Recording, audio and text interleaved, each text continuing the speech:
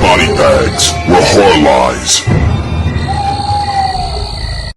Hey guys, it's Rob from Georgia here, VHS82 apostrophe with the guys, BodyBags, another collaborative effort, episode 9. Not sure what to call this, but maybe the greatest films ever? Question mark. Our attempt at a quick roundtable of what we consider 10, as close as possible, I guess, 10 of the greatest films ever. So they're not all horror. Some different genres being tucked in, but you may see themes. I don't know. You'll probably see some theme in mine. But we're planning on dropping this on Christmas Day. This will be the main drop for that week, so that we can definitely just spend time with our families and whatever, enjoy the week. And so we're doing this just the day after Thanksgiving. So happy Thanksgiving. Hope you all had a good, but looking out ahead, it's actually Christmas when you're seeing this. So it's kind of weird how these things work like that, but Merry Christmas. So before we actually start, we're going to sort of treat our top part of our top 10 as an honorable mention. So kind of fly through it a little bit and then hit our regular top 5 and then just kind of, settle into that and give our time to that. But anyone want to just kind of throw how your top 10 kind of came to be? Or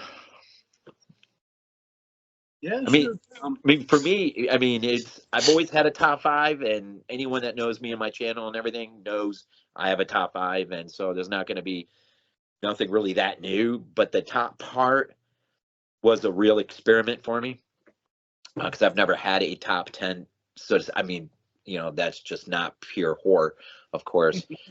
So this was a real challenge for me. But I think I have it. So what about you, Glenn? For me, essentially every one of the movies that I picked is one that could easily at any time be my number one favorite movie. It can jump around. That's kind of the nature of film. That being said, though, my number one is actually my favorite movie. My number 2 and number 1 are my 2 favorite movies. The others also, just so people know, this, the way I've done this, my top end, if you will, so 10 to 5 are ones that I've talked about before. So if you go back on my channel, if you go back on BodyBags, you will have heard my thoughts on those before. So hence why they're where they are. But just know that they could be number 1, at any time. But essentially all of mine are complete, S-tier films, the cream of the crop, if you will. Yeah, with my ones, it's everything just falls into horror. So that's why this was quite tricky, because I really tried to spread it. So it's not pure, like my top 5, there's one horror film in there. In my top 5. There is one which has Same. a line to horror, kind of. But my honorable mentions, so the 10 to 6, like those ones, there's 3 of them which walk side by side next to horror, I think, in some areas. But definitely really tried to give a mixture. I've even got a comedy, and I don't really watch many comedies. So it's a real mix, and my number 1 is just always my number 1, but everything else I don't think I've really talked about too often, if at all. So it was tricky. And so the ones I missed out, like I think I mentioned just before, Exorcist isn't in here. I love it. Jaws isn't in here. Love it. Like stuff like 12 Angry Men. It's just, there's so many films I could have put on here, but tried to do a balance. So I honestly don't think I have just a top 10. It's just a plethora of movies. And depending on mood and circumstance, they change and rotate all the time. And I can't just lock into a solid. So these are top tier as well for me. Well, it's like for me, I was born in 1977, and it's like my middle brother, he used to always tell me all the time. He's like, "Dude, it's no wonder why you end up loving movies. You were born in one of the years where probably like some of the best movies of all time ever came out.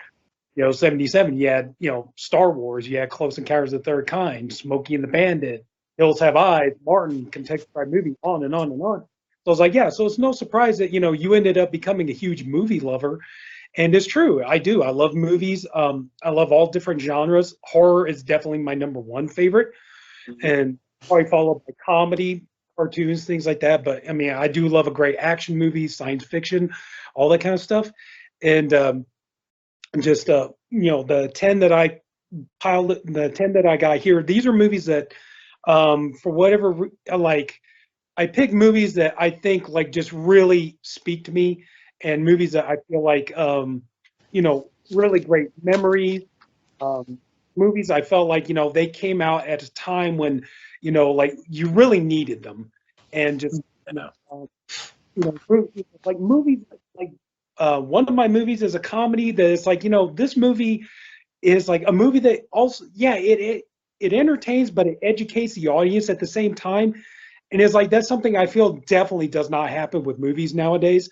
Like nowadays you got all these movies and shows. Oh, we're going to tackle sexism. We're going to tackle racism. We're going to tackle this, that, and the other thing. And it's all like, but the thing is like you don't educate the audience. You say don't be racist, but you don't educate the audience. You say don't be sexist against women, but you don't educate the audience. You provide no examples. You give no way of helping the situation.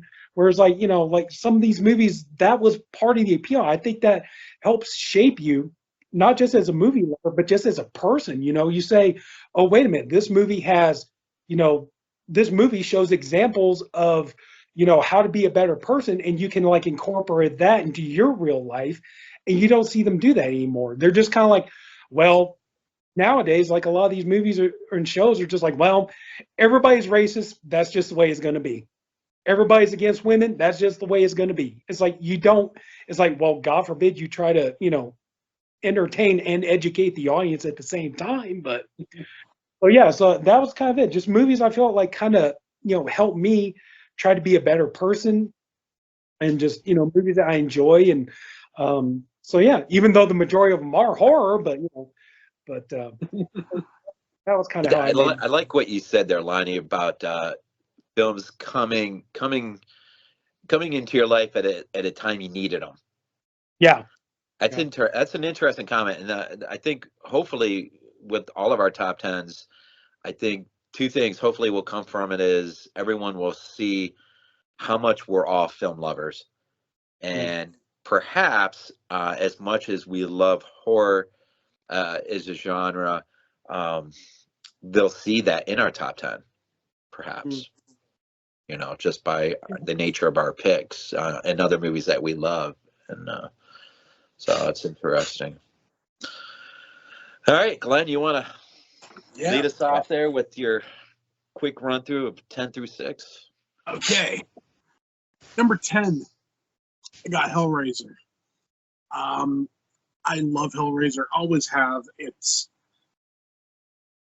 This is horror comfort food for me. And I mean, this is a movie that just is phenomenal.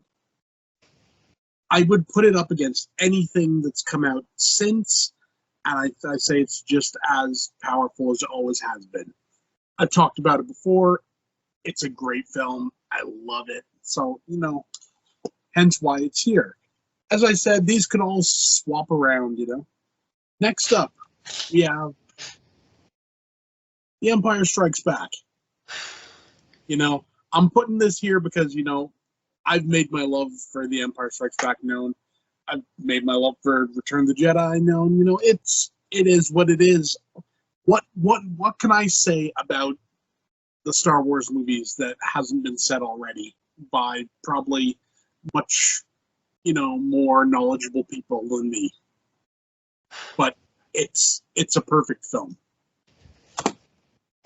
Number 8, we have Jaws, and I'm doing the the two tape set.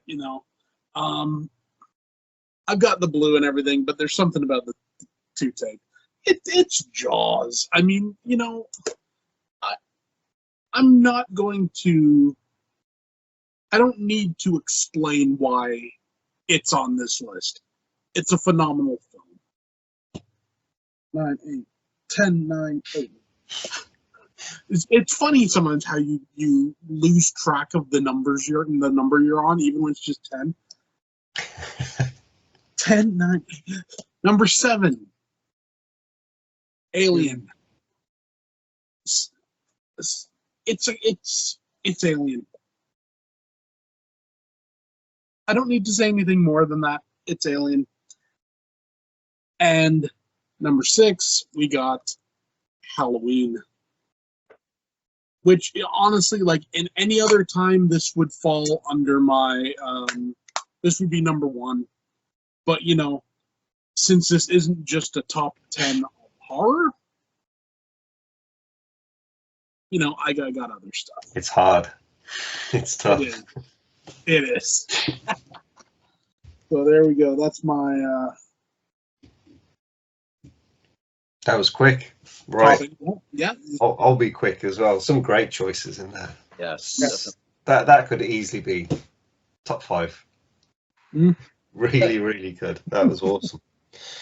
Right, my number 10. Going with Christopher Nolan.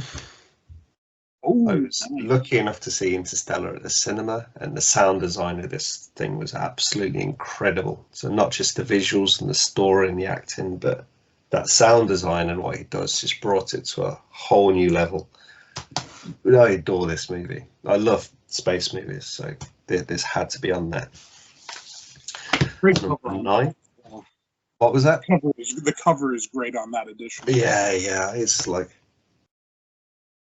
I mean, I mean, just that point where you have it's like the docking scene, and that there was the explosion, and just the music, the score in this as well, phenomenal. I nearly forgot to talk about that. Yeah, just everything about this movie is just phenomenal for me. Absolutely brilliant. Number 9. What can you say about Empire Strikes Back? Awesome. It's always going to be my favorite within the Star Wars franchise. Always. Got to give a slight nod to the one which is out there from the big 3, Rogue One.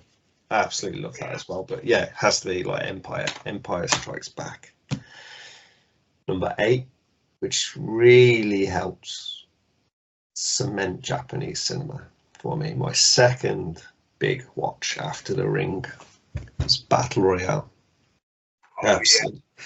Actually, I think it was they were almost the same time. Yeah, it could be that even this was before The Ring, but awesome concept, and how it was filmed. I loved how they put this together. It's like, yeah.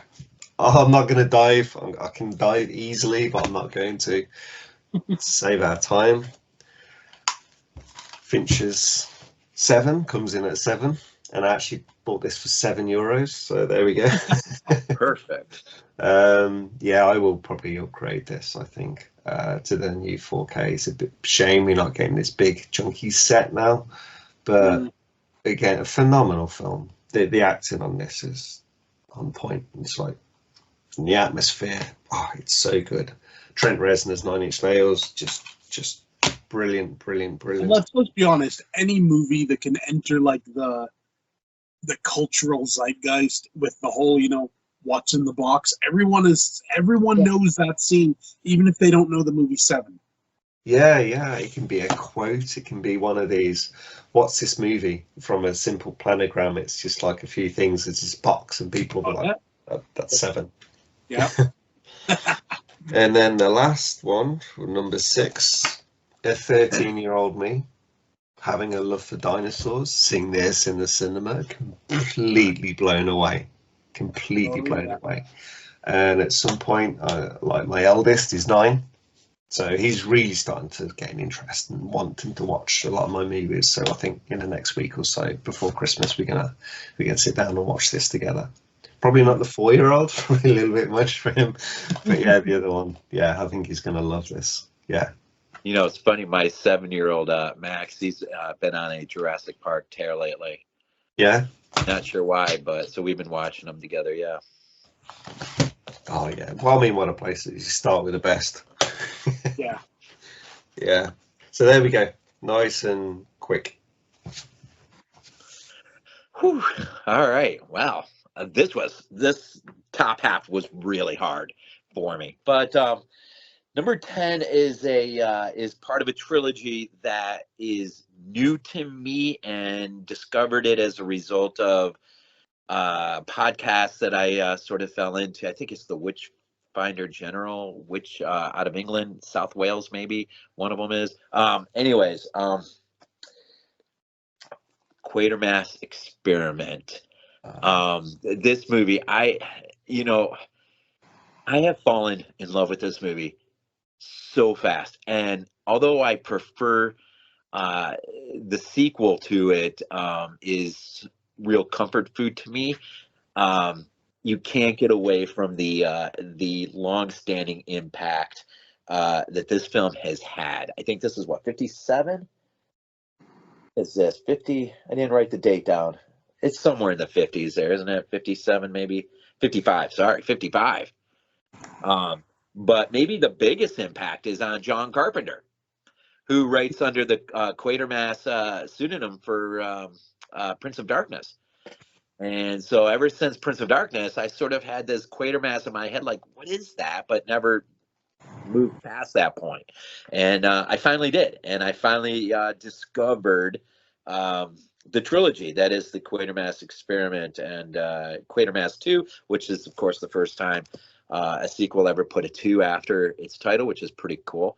And then what is the third one? The Quatermass, the Pit. Yeah. So something new to me, old but very new to me, and Nigel, what's his name there? Nigel Neal. Neal, yeah, who wrote the script but not used for Halloween 3: Season of the Witch. Anyone not familiar with the Quatermass trilogy, you're really missing a lot, especially if you're a horror fan and not knowing in fact, on the Kino, John Carpenter's got a nice little documentary and his love for these movies. Anyways, it's made a huge impression on me. So therefore, number 10, number 9. This is one of 2 films in my top half that it's been the joke in my house about knocking outside, looking into my top 5, my anchor top 5, and I would joke sort of maybe, and my wife would always like, well, and I'm like, yeah, I can't quite put it in there, but it does make it here. Dune Part 2. Lonnie, you said it earlier. Movies come at certain points when we need them the most. And for me, watching Star Wars become what Star Wars is now, and my love for it is from a kid. I mean, I think you mentioned that, Lonnie. I mean, I was born in '70, so I mean, I remember seeing the original Star Wars on the drive-in at 7, and then in '80, of course, being in the theater for Empire, and the rest is history. This movie came at a perfect time. I missed both at the theater. But I found when I finally got the first part under my belt, I don't know. I was astounded how good it was, but nowhere near as astounded as I was when I saw this. This to me is about as close to that Empire feel that we had as kids. And even the end, man, knowing they're going off to war and you just sort of left with that, what's coming next, kind of thing. But for me, this movie is a rarity these days. It is so freaking perfect, and I love just about every inch of every piece of frame of this entire film. I don't think there's anything I don't love about it. I just absolutely love this movie, and I cannot wait. And the third piece I will see in the theater. Now, so 10, 9, 8. Thanks, Glenn, for getting me messed up. This one was I knew it had to be in here somewhere. How close to the top 5? But when I think about the impact this movie had on me as a kid, it was one that ended up being taped on VHS as a young kid, of course, back in those days. And of course, what would be a top 10 without George A. Romero? Dawn of the Dead. This movie, I think it's so big. For what Night was, Dawn was just, and even though a lot of it's contained in the mall, it's still, even in the mall, has that feel of big. And and it probably is the closest of anything Italian in my top 10. Now, thankfully, George A. Romero had help with Dario, wrote the script in Rome. So there's my Italian feel as well. And plus, this is, an awesome 4K set, and which is really just the original Anchor Bay set, but 4K with some extra supplemental. But this is one of the great legendary films. I don't know. It's just great. Absolutely great. 10, 9, 8, 7. I consider this the greatest war film of all time. Wolfgang Petersen's Das Boot. I love this film. There's not enough room in a top 10 because I also love the Dam Busters. I think that's a film that's not talked about near as much as it ought to be talked about. But Das Boot doesn't get a lot of talk either for some reason. You don't hear it often. But and of course we got the ghost mechanic is our infamous killer in Angst, of course, which is really freaking cool. But this movie definitely is. The ending is probably not for everyone, and it's frustrating, but it's war, and that's a relevant message that really does need to be. I don't think there's ever not a good time for that message. 10, 9, 8. What is it? 10, 9, 8, 7, 6. So number 6. Along with that theme, this movie probably came closest to being outside looking in on my top 5 and really wants to be in my top 5, but nothing's ever going to get into my top 5. My top 5 is my top 5, but this movie is a freaking masterpiece. It is. I don't usually rate movies. I don't like putting numbers, but this is a 10 out of 10. This is a freaking masterpiece. The score, the arc of the character stories. I mean, the relevant message for today. It's just, I think, right on point. And that is, of course, Godzilla -1. Nice. It's a freaking masterpiece, and not just because it's a Godzilla movie. It's because of all the other reasons, aside from being a Godzilla movie. And I did watch a little extra on here. There's not a lot, but I did watch an interview with the director of Shin Godzilla and this guy, who were watching a screening of the original 54 Godzilla. And hearing them two comment together on the same stage in their love for the original film and their separate takes on both Shin and -1, that was a lot of fun. That was neat to see those two up there together and see their love for each other, actually, and how they both sort of impacted one another in the directions they both went, of course. So 10 through 6. All right. Okay, usually I'm very long-winded in my videos, which means I'm going to do my absolute best to try to keep this as quick and tight as possible. So, okay, for 10, number 10, this movie, I don't know. This movie has just grown on me over time, and that is Quentin Tarantino's Once Upon a Time in Hollywood. Nice. That is Went a to good go. movie. My brother and I went to go see this movie in the theater, and I cannot believe the experience that I had watching this at the time when it came out. Of course, this kind of goes along with what I was saying about movies coming along at certain movies coming along at the right time. And at the time, this really all we had was like every other movie is like a Marvel movie or DC or something like that. And this just to see something that was so unique in its own way, and as somebody who loves movies, this movie is clearly a tribute to Hollywood, is the old Hollywood, not what you got now, but classic Hollywood, a tribute to movie lovers and things like this, and just I cannot, just it was such a unique experience seeing this in the theater. And then the last half hour of the movie, I cannot remember the last time I had been so tense watching a movie, because growing up with my mother was one of the biggest true crime fanatics you get. So we knew there was nothing about the Manson story that we didn't know. There was nothing about the Tate murders we didn't know, any of that kind of stuff. So it was like watching this movie, like when you're heading into that third act, and especially when the Rolling Stones song Out of Time plays, like I could not believe how tense I was, because I was like, I didn't know where the movie was going to go. I didn't want to see any of these three die. It's like Margot Robbie is so sweet and lovable as Sharon Tate. I did not want to see her die. And you knew that that's what was going to happen. And but the way that it went, and like this ended up being the way you wish it could have gone. Which, okay, so it's like you get it. All right, the title Once Upon a Time in Hollywood means it's a fairy tale version of how the events unfolded. But yeah, this was just such a different experience, and I keep finding myself in the 5 years since I saw it in the theater. I just out of all of Tarantino's movies, which I love, this one is just gaining more and more rewatchability for me.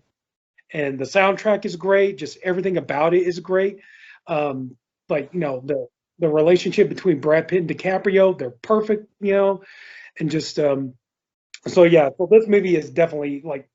So yeah, I knew I was going to do at least one Tarantino movie, and it ended up being this one. But so yeah, so number 10 for me is Once Upon a Time in Hollywood.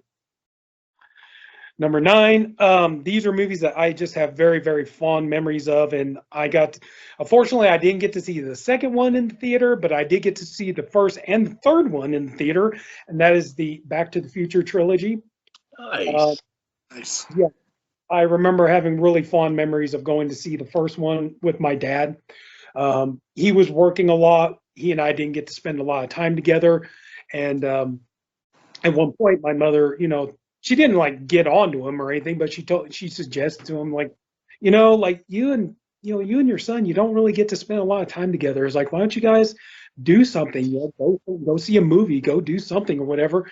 And so he asked me, I was like, is there a movie you want to see? And at the time, it's like this was just coming out. I was like, I'd like to see that, because like Michael J. Fox and all this stuff. He's like, okay, so he and I went to go see it together, and it was a really nice memory. I got to spend time with him, and it was just a fun experience seeing this in the theater. And of course, these movies are fantastic, obviously.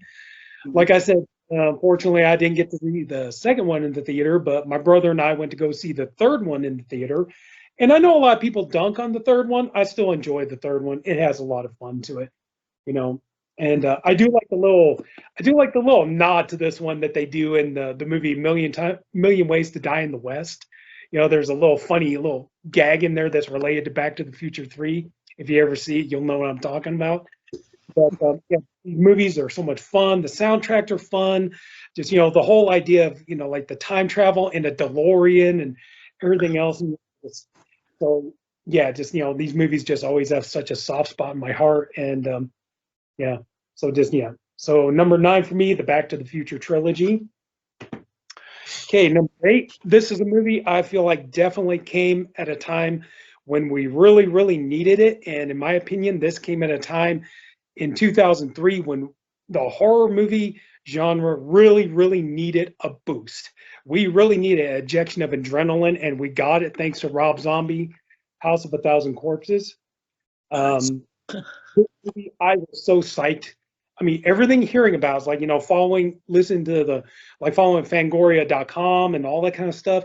And just, following the whole, road of Rob Zombie, trying to make this movie Universal, and Universal didn't want to release it. And then years went by, and then, so he's having to try to buy the rights back and get somebody else to release it. And you're sitting there like, as a horror fan, of course, they're like, yeah, this movie is so violent and so, so intense that they don't want to release it. As a horror fan, you're like, God damn it, that just makes me want to watch it even more. It's like, I see this movie, and everything else.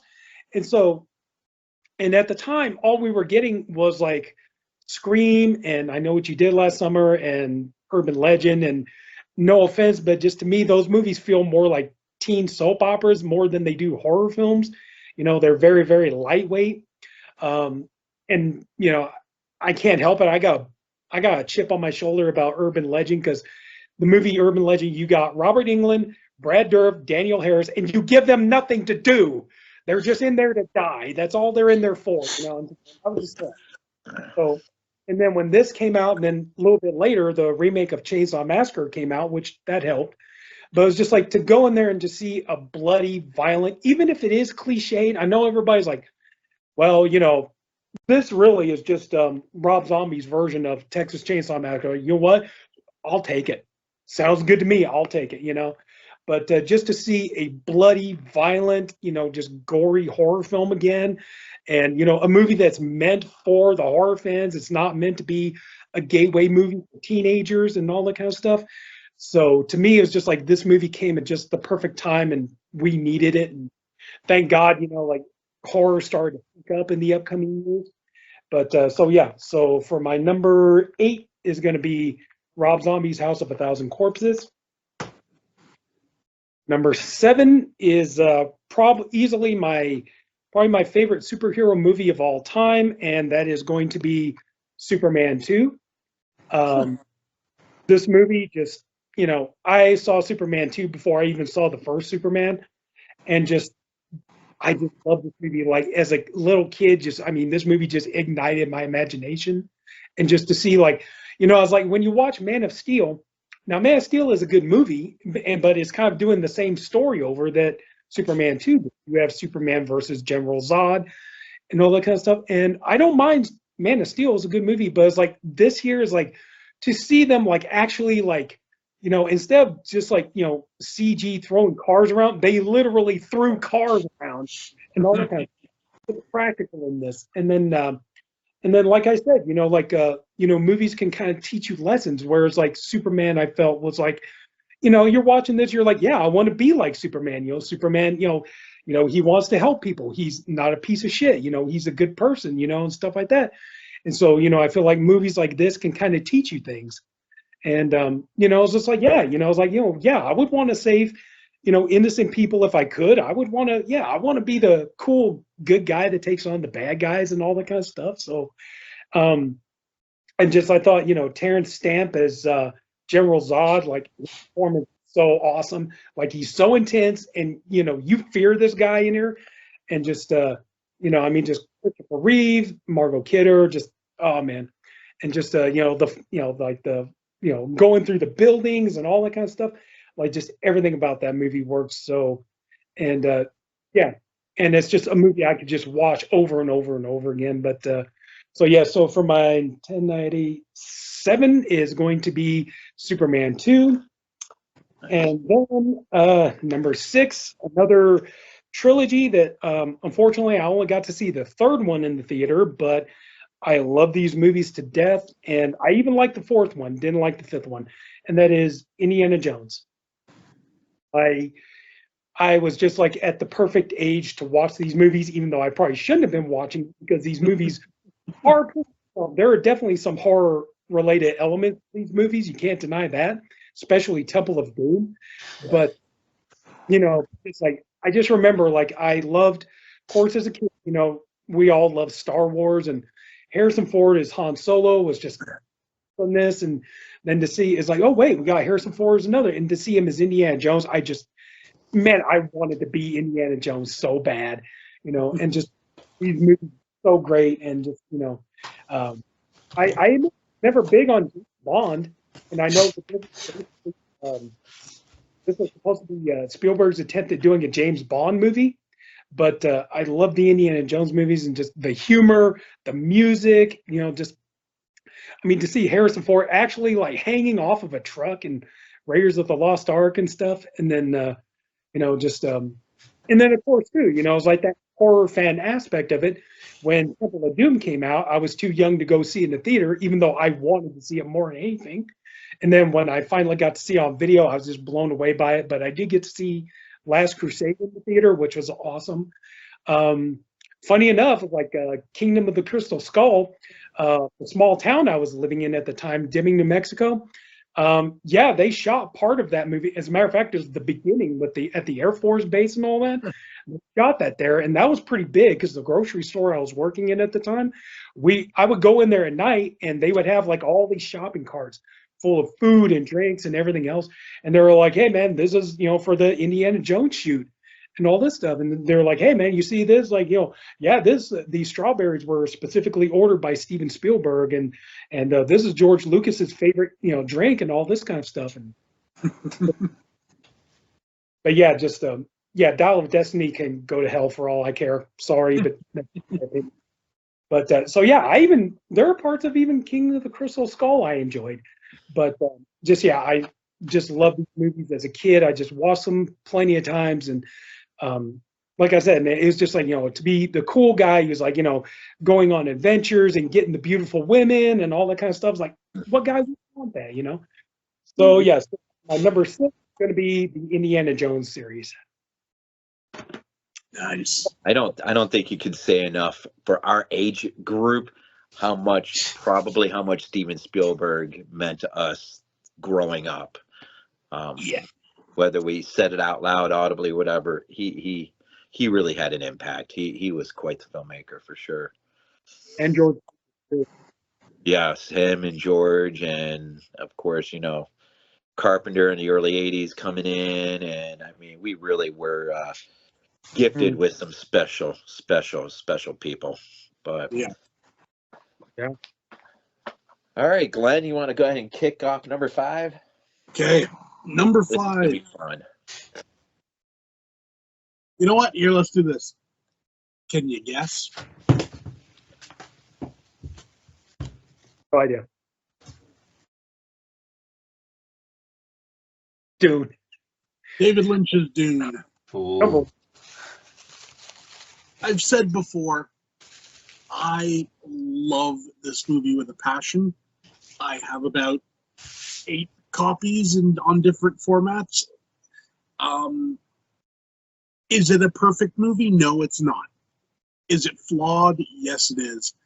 But there's something about David Lynch's Dune that I just thoroughly enjoy. Ever since I was a little kid, I've mentioned it before, but I'll say it again in case anyone hasn't heard. My story of how I was introduced to this movie. I went over to Britain with my parents when I was 8 years old. I was born there, but I moved over to Canada, and then we went back there on holiday. And we went down to some relations that lived somewhere where we had to stay over somewhere. So we got in this little weird bed and breakfast, I guess you could call it. It was weird because it was like literally like the big window of the house was at the front, and they had a wall going right down the middle of the window. These people had turned like a living room into 2 bedrooms. I don't know how they did it. It was weird. But on the TV there wasn't much showing, but Dune was showing. And I remember as an 8-year-old kid just sitting there watching and just being entranced by this story that, was probably way beyond what I could actually rationally think about at that time. But, like the costumes, every bit of it, Sting there, chewing the scenery.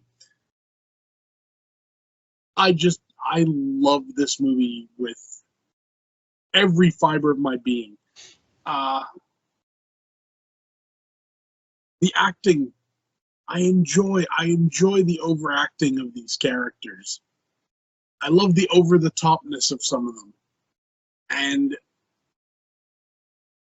just even the horribly dated visual effect to do like the shield.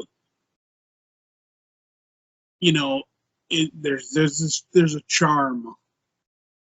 There's a real charm to it, and I love it.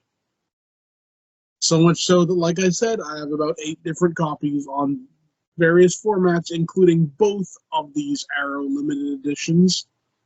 Yeah, I spent way too much on that, but is what it is. It's a phenomenal movie. I've talked about it before. So, my number 5, Dune, David Lynch's Dune. Nice. And you can't go wrong with it. You really can't. So that's my number 5. Awesome.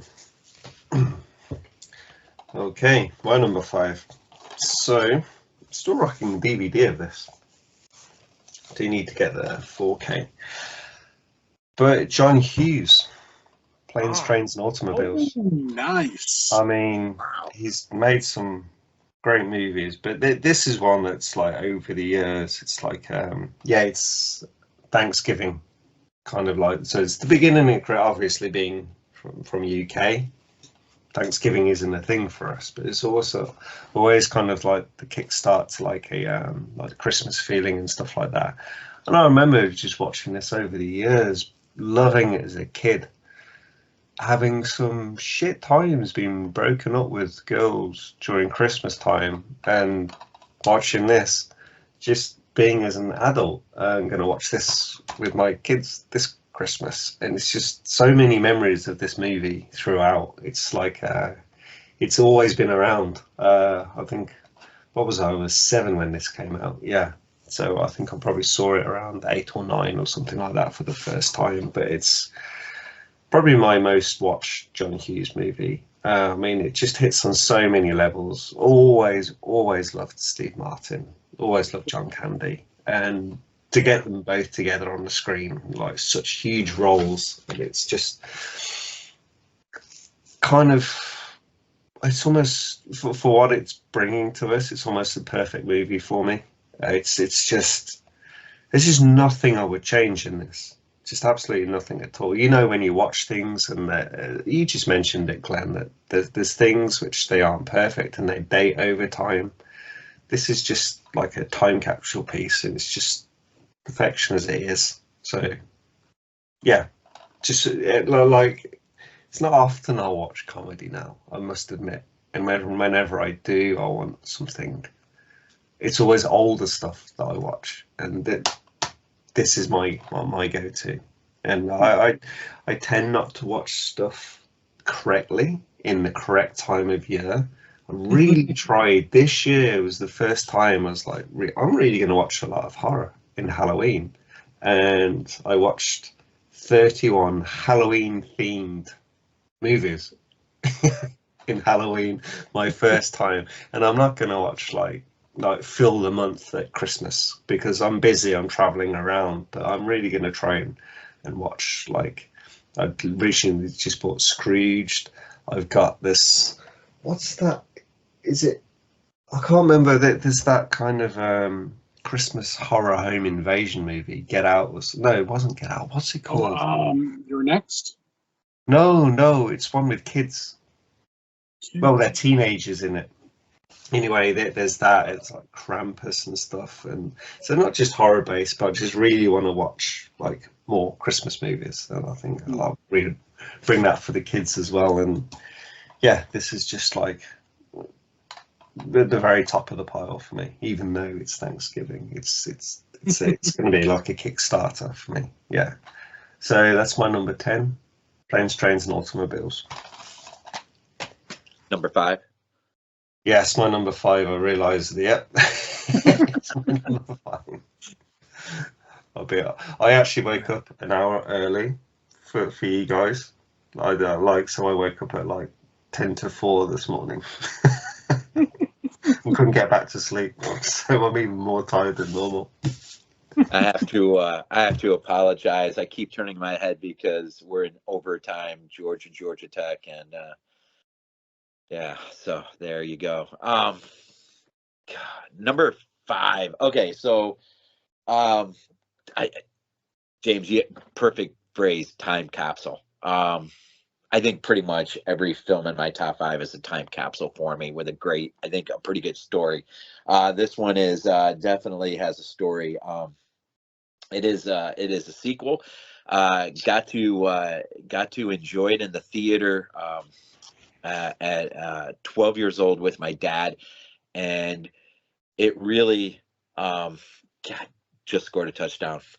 God, well, we'll just get it out of the way. Nicholas Meyer's follow-up to the original Star Trek, the motion picture, with his own Star Trek to the Wrath of Khan. We saw the motion picture. My dad was a huge Trekkie. I grew up in a Trekkie house. When we lived in Buffalo, we went to the Niagara Convention Center for a Trekkie convention when I was a kid. It was the most grueling, most boring thing I can remember from my childhood. Anything Star Trek related we saw the motion picture in the theater, and my dad dragged the whole family. And I remember my mom was like, he actually fell asleep. The Trekkie in the house fell asleep. And I remember my mom started swearing under her breath, "You son of a, if you don't wake up." Because for a kid, that is a grueling movie, man. That is a long. Now, I appreciate the film today. I love the film today. I don't see it the way I saw it early. But when this came out, now I didn't realize, because I was already steeped in Star Wars. I mean, I was already on that trajectory. But when we went to the theater to see this was a totally different experience for me in terms of Star Trek. And I didn't realize or understand the gravity of it at the time. I just understood that both me and my dad were both, I mean, we were just both enthralled. And then from there on out, it was like a Thanksgiving thing, or in around Thanksgiving, my dad and I would go to see the newest Star Trek movie. It was sort of like our thing, just like my mom and I's thing was Halloween. Whenever the new Halloween movie came out, we'd go see it together, which always grateful for. But now, all these years later, being so thankful for the 4K edition of this thing.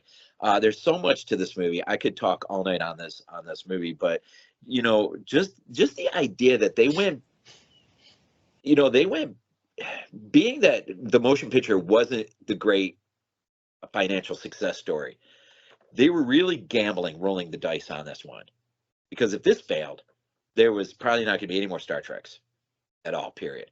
And the fact they tapped into an old episode, Space Seed, and Ricardo Montalban, thank God, was still alive, who could come back and reclaim his role as Khan from the original TV episode, and to be one of the great arch nemesis of early films of us growing up. I mean, Khan, and perhaps Kirk's great nemesis. And just the story today, I appreciate the story of just the age, of course, the allusion to Tale of Two Cities, and the idea of being young again. And of course, you got Moby Dick in there, and some of the greatest lines in the entire franchise. Some of them, come right out of the second film. And I really wish they could have somehow at least attempted a similar thing with Into Darkness. Instead of revamping Khan again, I really wish they would have picked another episode from the earlier Star Treks. Whether you could get someone still alive or not, just tap into an old episode in terms of, well, what about the new timeline? How would that episode have changed now? And so, being as much as I love Khan, the original Wrath of Khan, I despise Into Darkness. I absolutely hate that movie. I just absolutely hate it.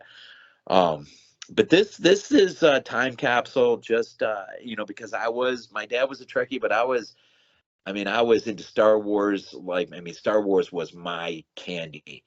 But I did have an Enterprise hanging up in my bedroom that glowed in the dark. So in the middle of the night in a pitch black room, I could see the Enterprise just floating there in darkness, you know, in the corner of my room. And this you know, having Star Trek is one of those things I do miss, because I did get to, I think the great moment with my dad was seeing in part 4 in the theater, seeing the new Enterprise that was gifted to the crew for you know, them saving the planet. And that was a great moment, because I looked over at my dad and I could see just tears running down, and he appreciated the moment in a way that I really couldn't, even as a kid, older kid. But I appreciate that moment today as probably as much as he did back then. And I remember, I mean, I grew up with the original episodes, and so Star Trek was a big, but I was a kid, and so I tried to buck it as much as I could, and just, you know, no, Star Wars is the greatest thing ever. And, you know, my dad be like, you just don't know what you're talking about.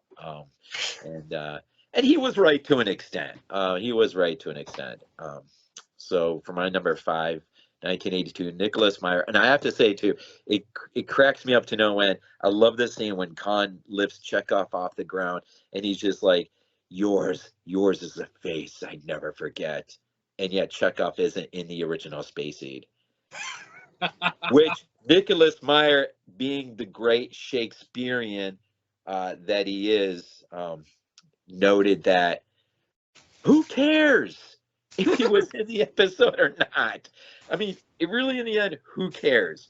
And, you know, and so yeah, Star Trek II: The Wrath of Khan, 1982, Nicholas Meyer, my number 5. It's been there. It's always been there. It'll probably always be there.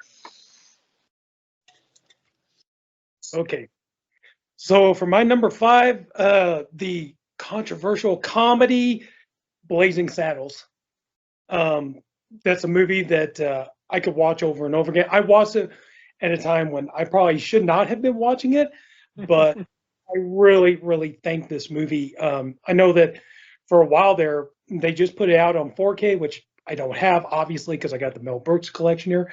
But I know that, you know, for a long time there was talk about, you know, we're not going to get that, you know, because it's too controversial and everything else. And it's like, but the thing is like, you know, this goes to like what I was saying a while ago about like now these modern movies and shows is like you tackle issues about like racism or sexism or stuff like this, but you don't educate the audience.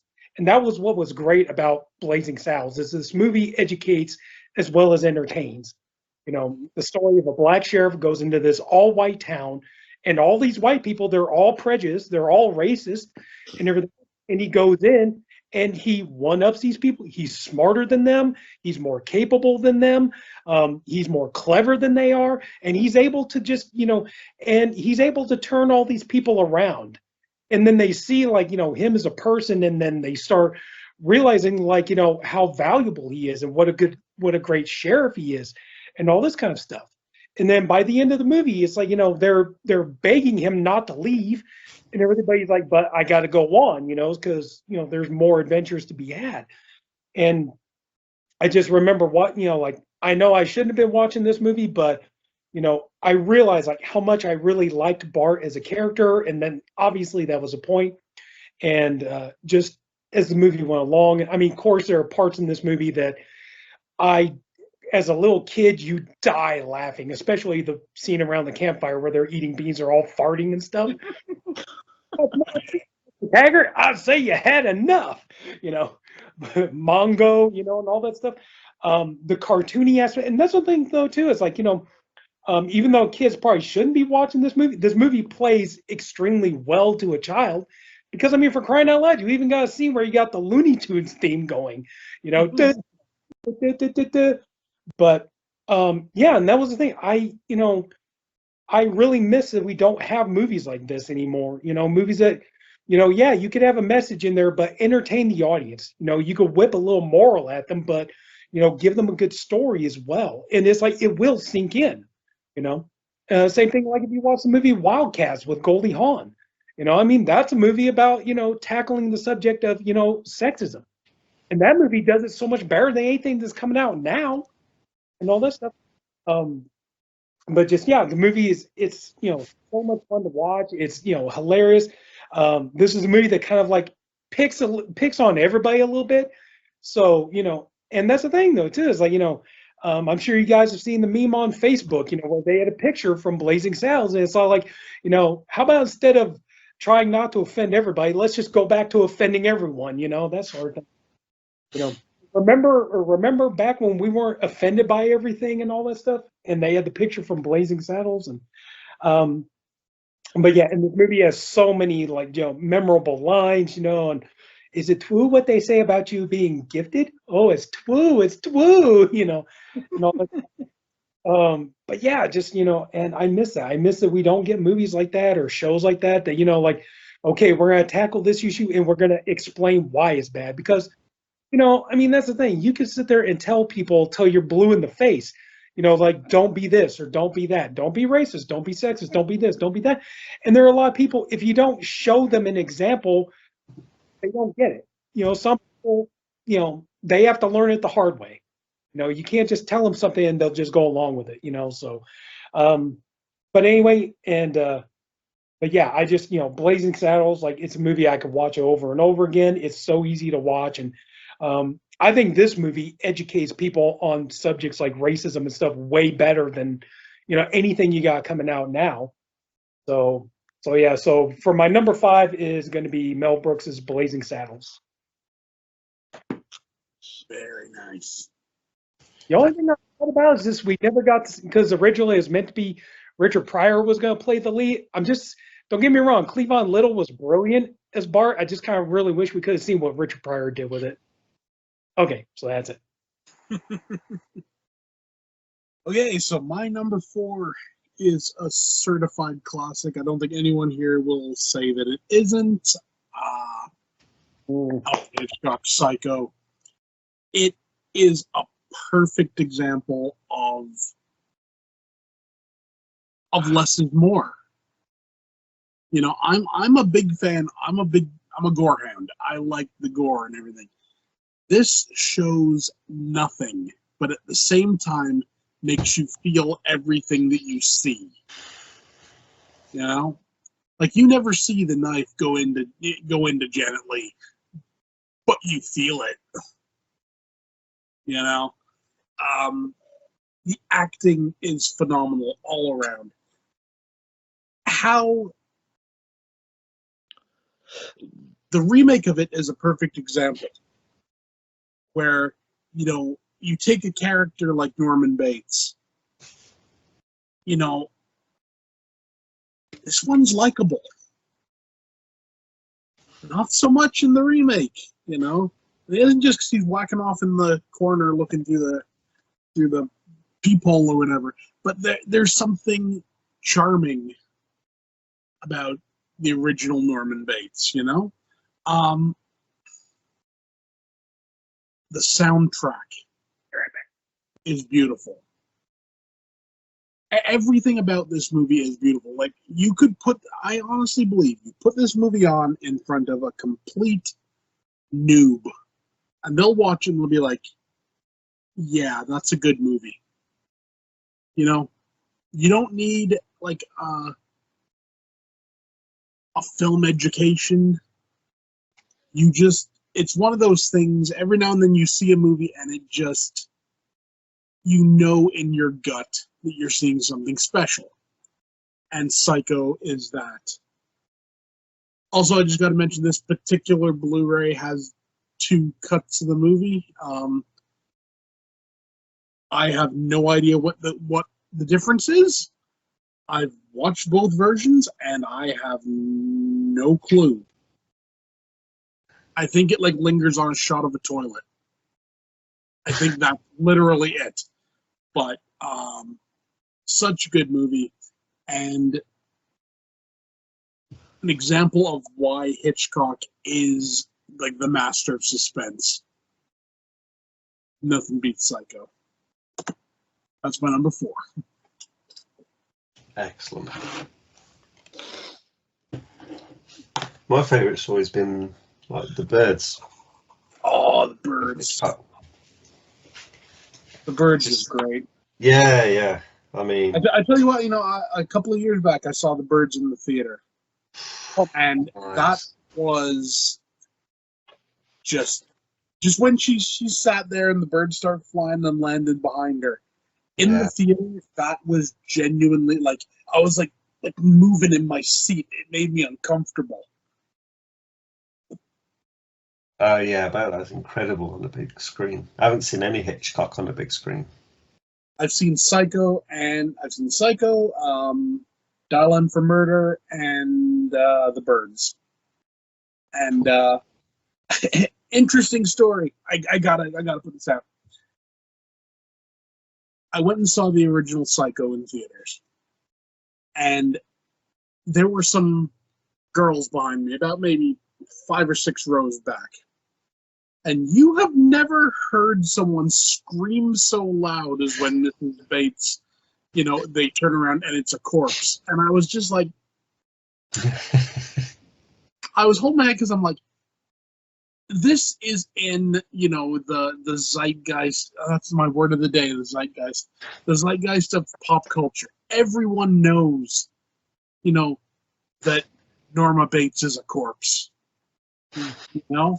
And these girls somehow didn't know, and it shocked them to their core. And and I was like, part of me was loving it.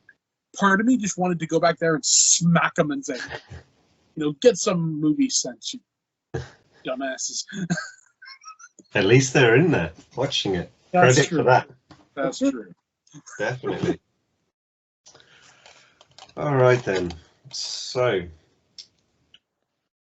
I'm pretty sure this does have a different title in the US. Luc Besson's Leon. Is it The Professional? Leon the Professional. Yeah. It's just a fantastic movie. This is something where we look at subjects within movies, and it's like, would this be made today? When you look at the relationship with Natalie Portman and was it Jean Reno? Yeah, between their 2 characters. Obviously sexualized child. It kind of touches on things, it pushes on things, but it doesn't break through into anything, and it comes to be quite pure within the end, because at the start it's uncomfortable. It's uncomfortable for us watching it. It's uncomfortable for John Reno's character, like how sexually progressive she is, and aggressive as well. Kind of towards extremely, not aggressive, but very, very forward for a child. But she was fantastic. Like everyone's brilliant in this role. I mean, you have Gary Oldman. I mean, I love that guy. And everyone loves that guy. I mean, it's just so good. I love the feel of the city. I love the kind of the hot sweatiness in it. I love the corrupt police. It kind of in the precinct and everything, and like just how everything unfolds, and just a really, really well written movie. It just flows so seamlessly, and I love the characters. I love. It's just so good. The one thing, you got to pick something about a movie, and I don't know why this always sticks in my head. When Natalie Portman's character, she wants to watch Transformers, but the big sister is doing the exercise. When she hits her with the controller, it always looks it's so bad. It's like, should you just let her hit Natalie Portman once properly? Would it just surprise her with it? It looks so fake, but it's so fun.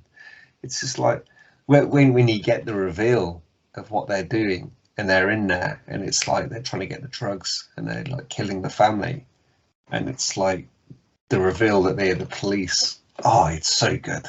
it's so cold, like how he delivers his lines, and it's almost like he's on something, Gary Oldman, with this. Like he was taking something to get into that character, because but we know that it's just Gary Oldman's just incredible.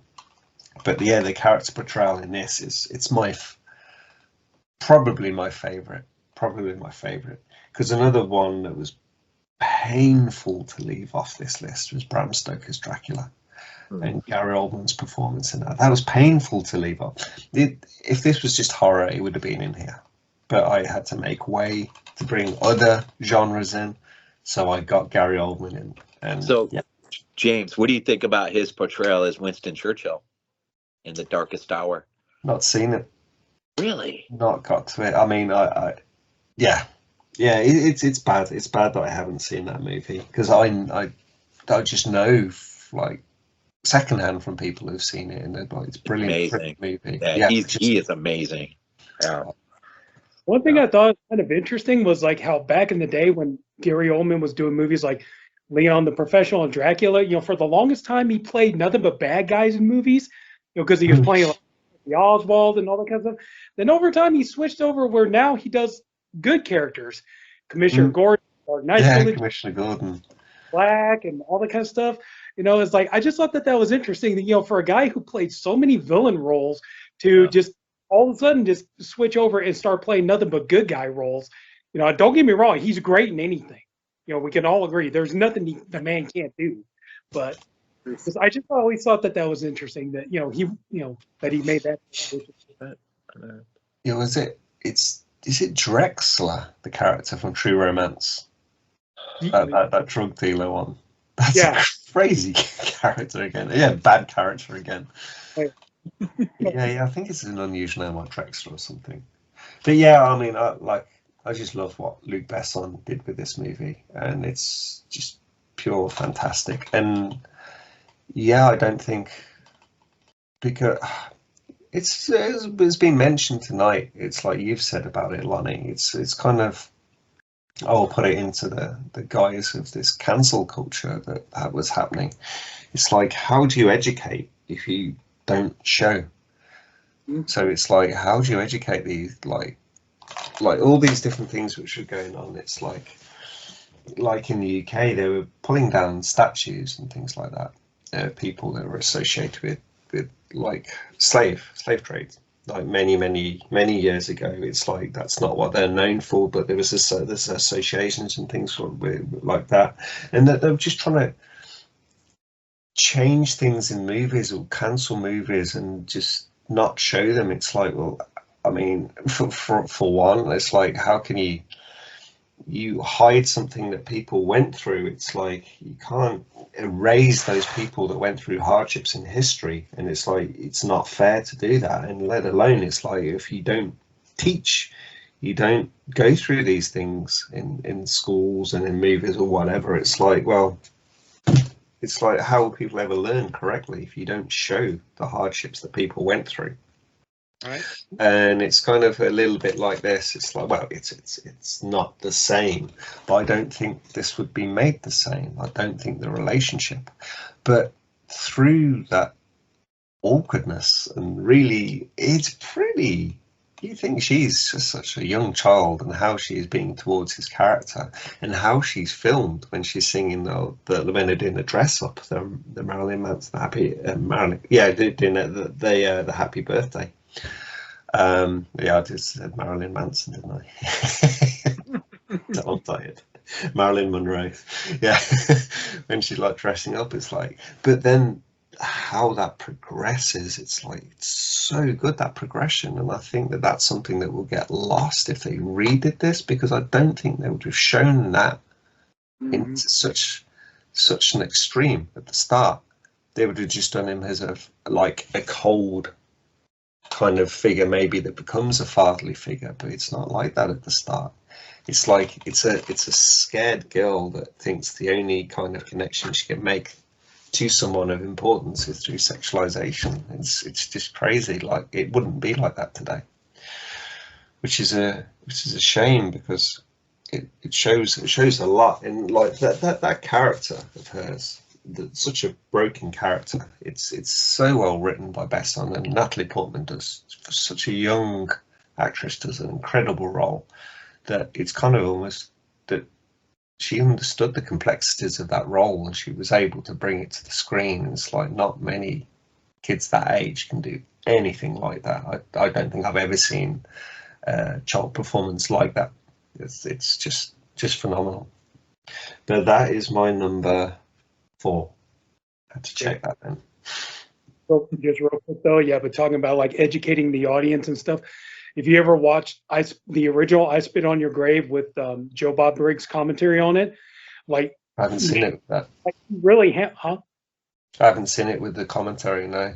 Yeah, if you watch the original I Spit on Your Grave with Joe Bob Briggs commentary on it, like he is like really, really trying to hammer home the point of like, he's all like, yes, you have this almost 30-minute rape scene and it's disgusting. It makes you sick.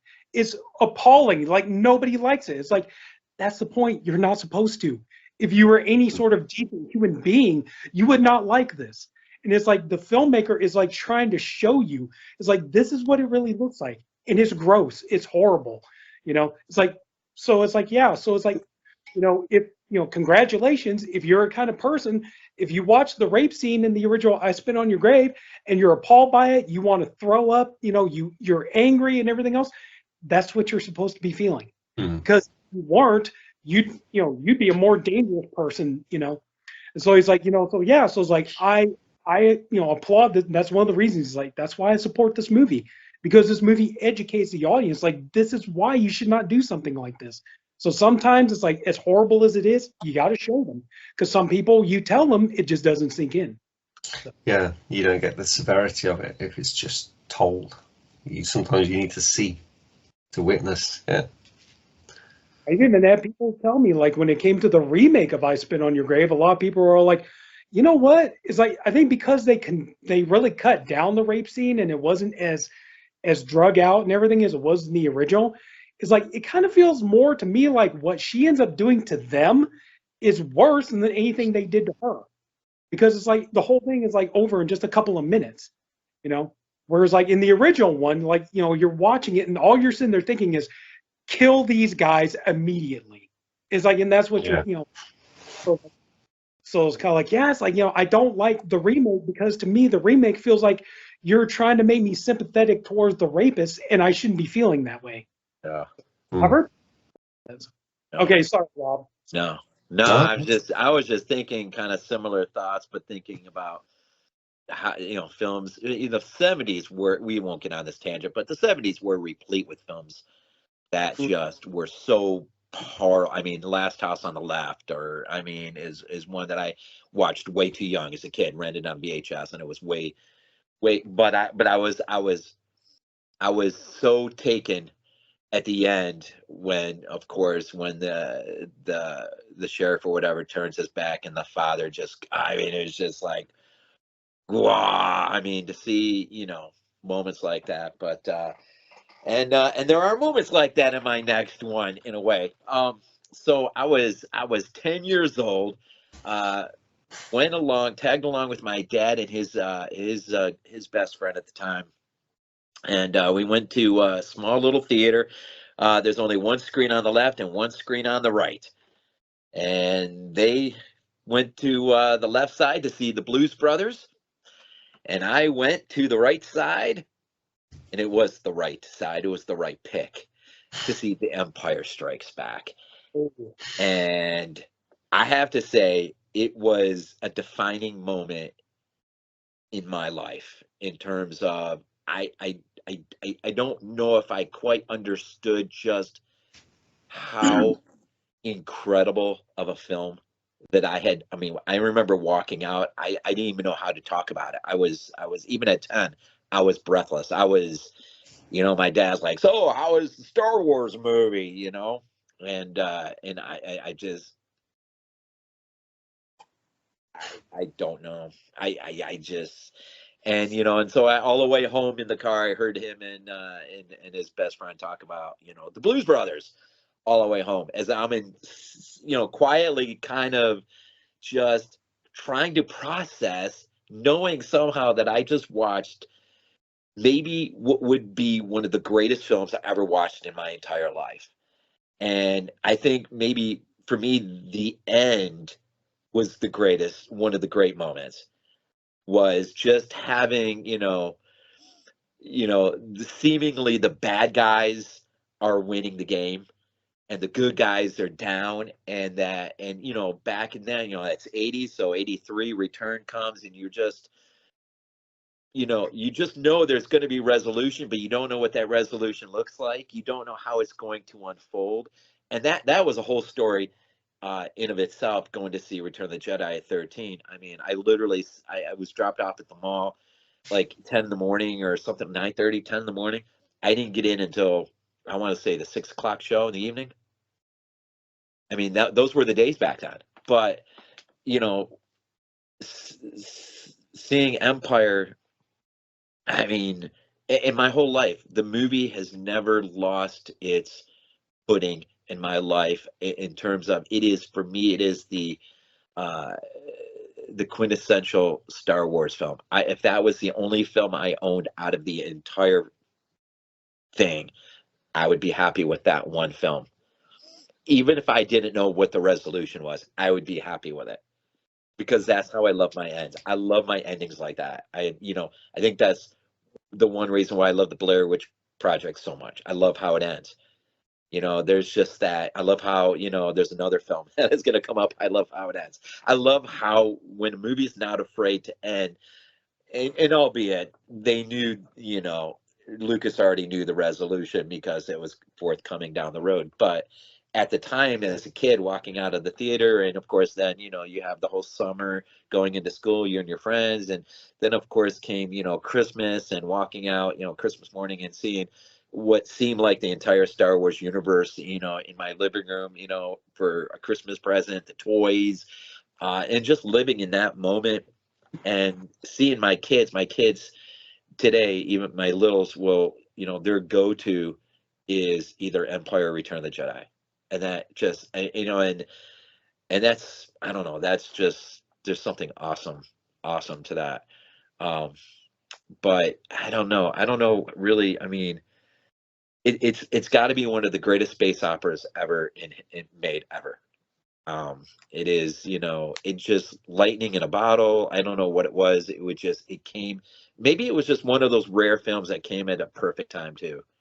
We were, the Cold War, it looked like the Cold War was heading towards its end maybe, but no one knew exactly how that was going to end. And being a kid in the 80s, and there was so much weird stuff in the 80s, in the malls and everything, and just life was just, I don't know, the 80s were the 80s, and Empire was that, I don't know, that weird moment where you just, I don't know, you just knew there was more things going on in that film than what on the surface. There was a lot working underneath the surface in terms of the time, and that's, a lot of these movies work against the time that they're produced in.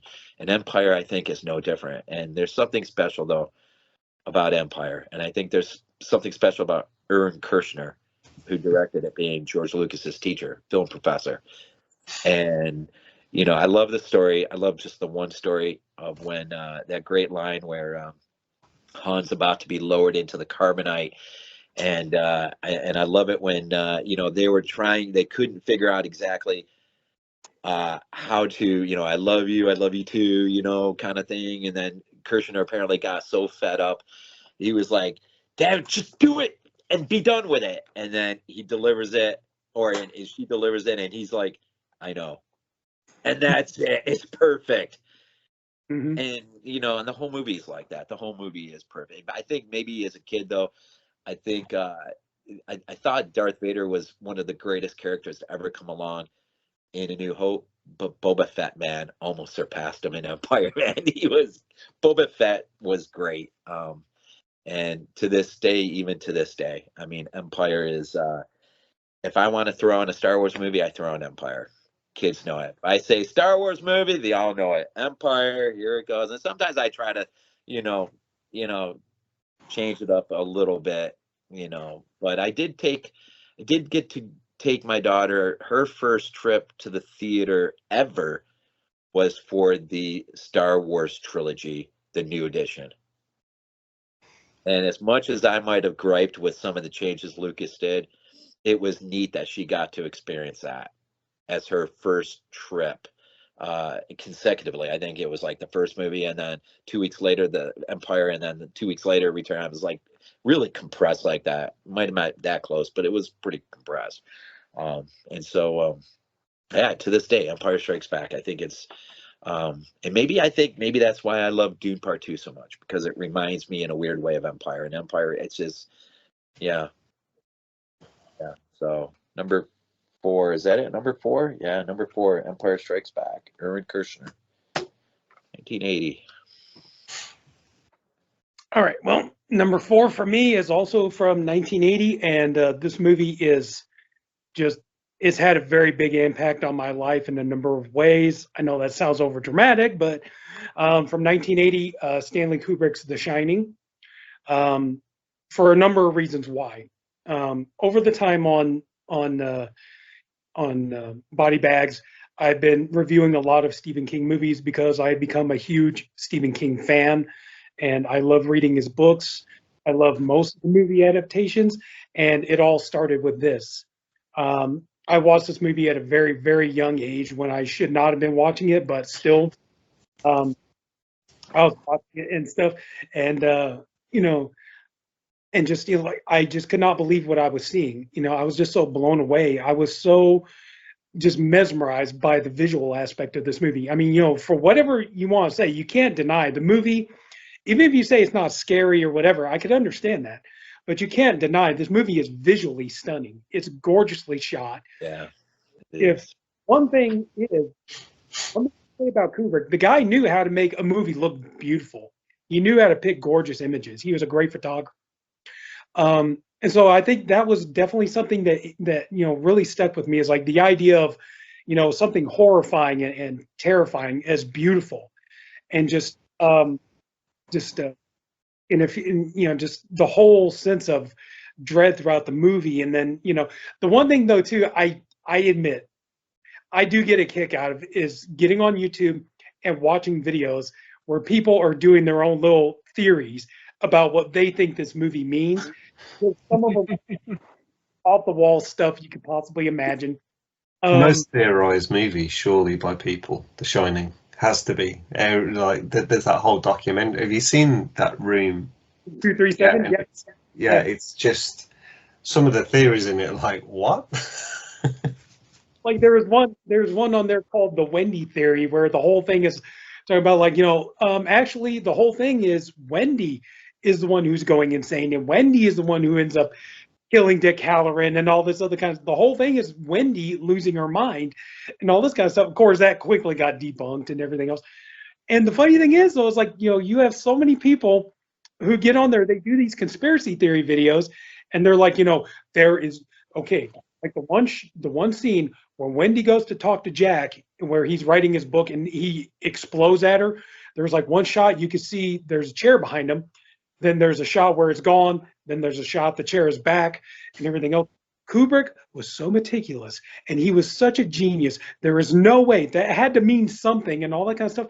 But then when you watch the bonus stuff, they're like, yeah, we made mistakes. There were even Diane Johnson, who wrote the screenplay with Kubrick, said, you know, like the part where he gets stuck in the freezer or the storeroom, and he had to put him out. I was like, well, the thing was, Kubrick wasn't really trying to do a ghost story. He was trying to do much more of like a psychological horror film and everything. But the problem is when we got to that part, we wrote ourselves into a corner.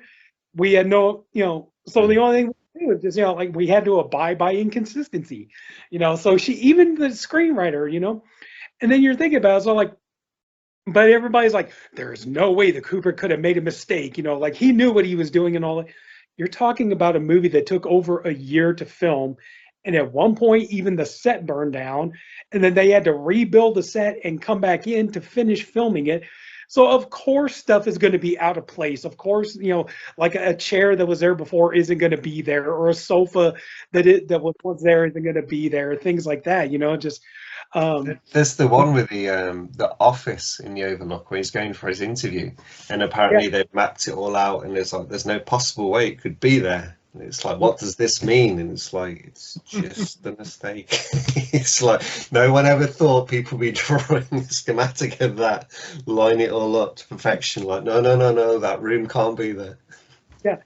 It was the same thing. Like when Danny's riding his, tricycle on the the floor, and he's coming by the room. They're all like, like strategically, there's no way that hallway in that room could be there, and all that stuff.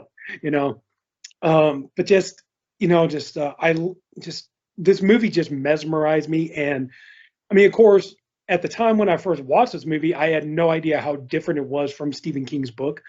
But this movie, because I ended up loving it so much, it did make me, it's like, you know what, Stephen King, I want to read this guy's books. I want to get into him.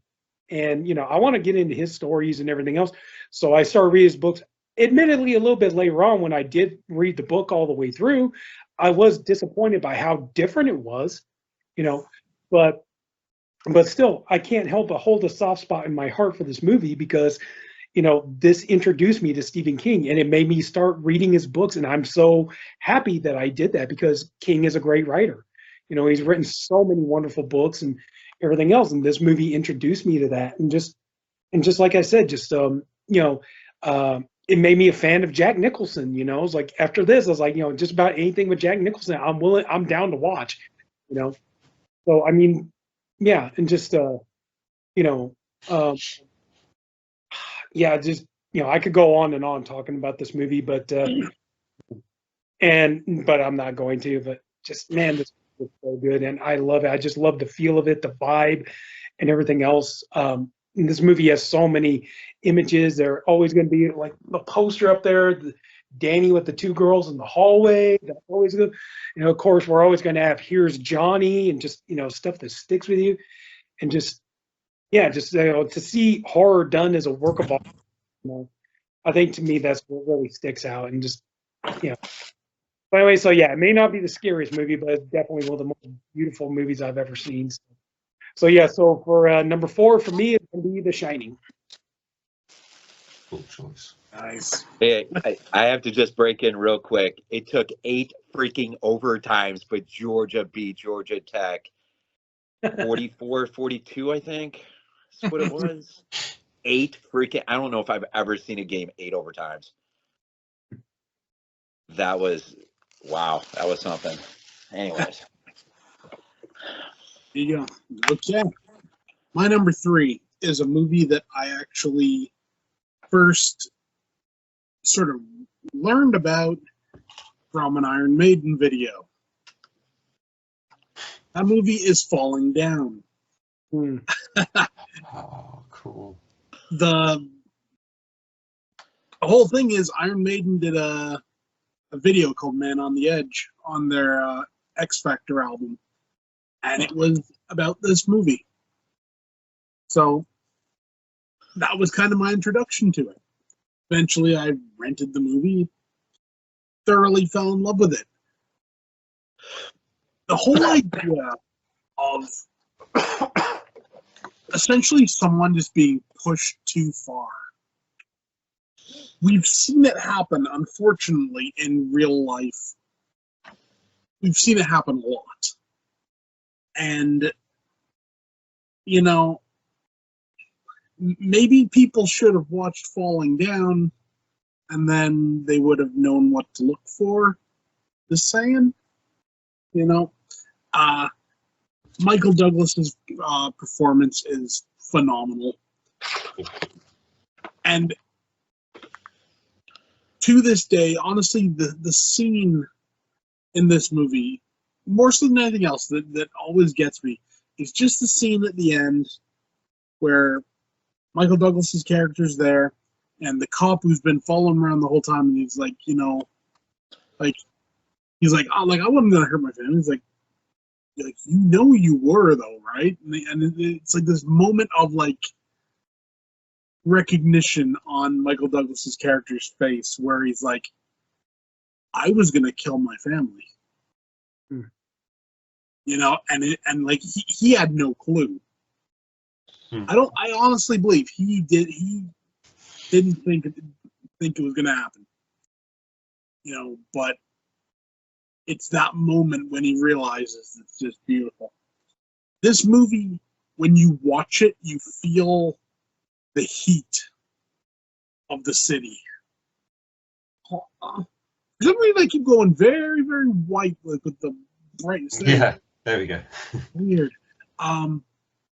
Yeah, you know, you can feel you feel the heat of the day and everything, and you just want to, you know, you just want him to like when he gets out of his car right at the beginning, you're just like, dude, just go sit under a tree or something, you know, chill out. It's like Leon and Predator 2, the very hot city movies. Exactly. And this movie's so good. Joel Schumacher did a great job with this movie. And, you know, this particular edition I don't think is available anymore. You know, it's like a Blu-ray book. You know, you got a book. Yeah. You know, God. It's such a good movie, and it deserves more love than it gets. You know, no one talks about it falling down anymore. It's a damn shame. Oh. And it's, like I said, my third favorite movie. So good. Falling Down.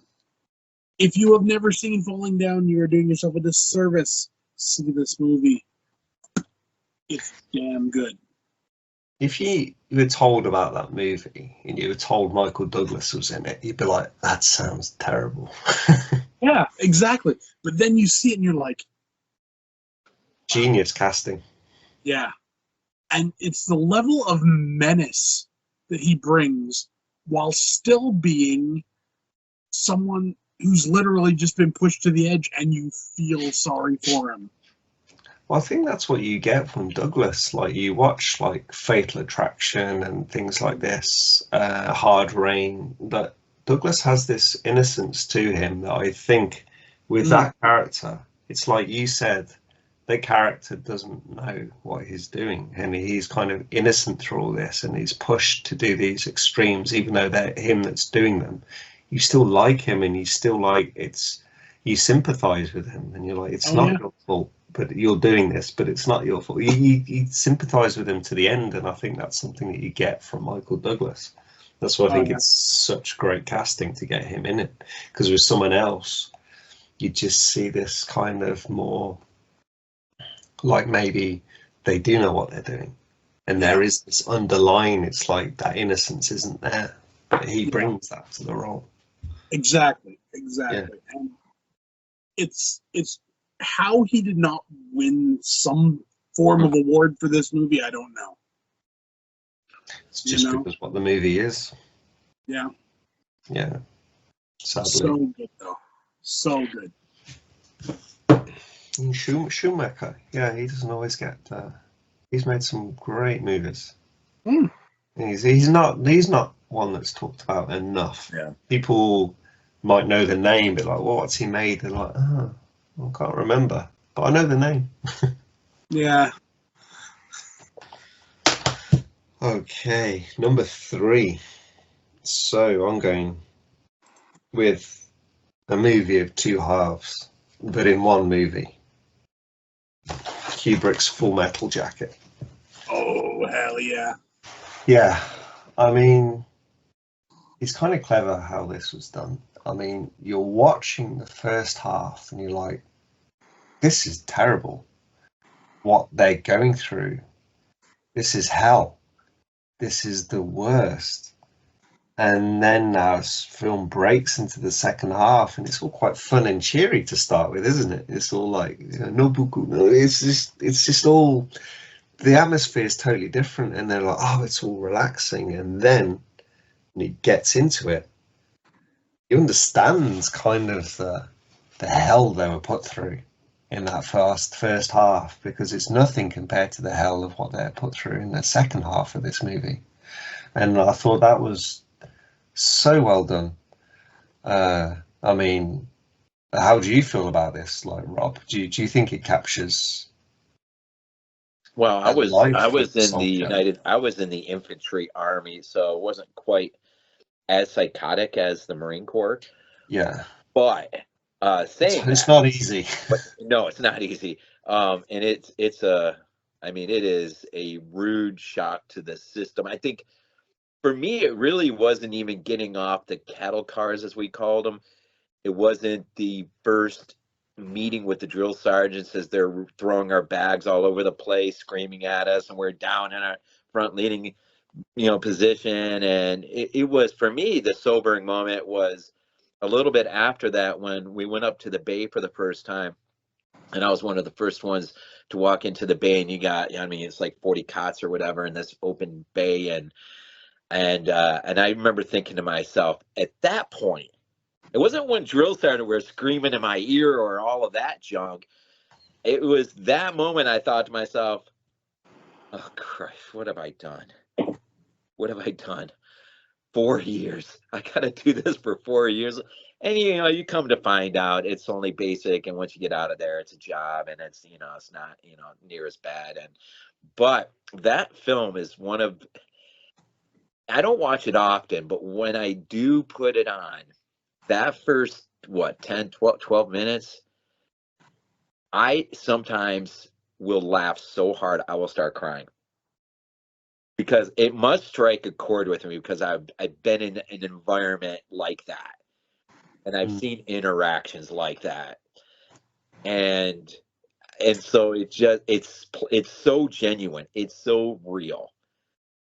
And even the moment when he starts choking, I mean, and everything just goes real, and then the rest of the, I don't know, for me it just hits me in a weird way. And I don't know, my reaction to it, I guess, is just, I mean, I'll start crying. I'm laughing so hard. I mean, because it just kills me, because I remember what it was like. I remember some of the most outrageous things. And thankfully I was fortunate in a way. I came in 1994. So I came in at basic right in the last wave of drill sergeants really being allowed to do what they wanted to do.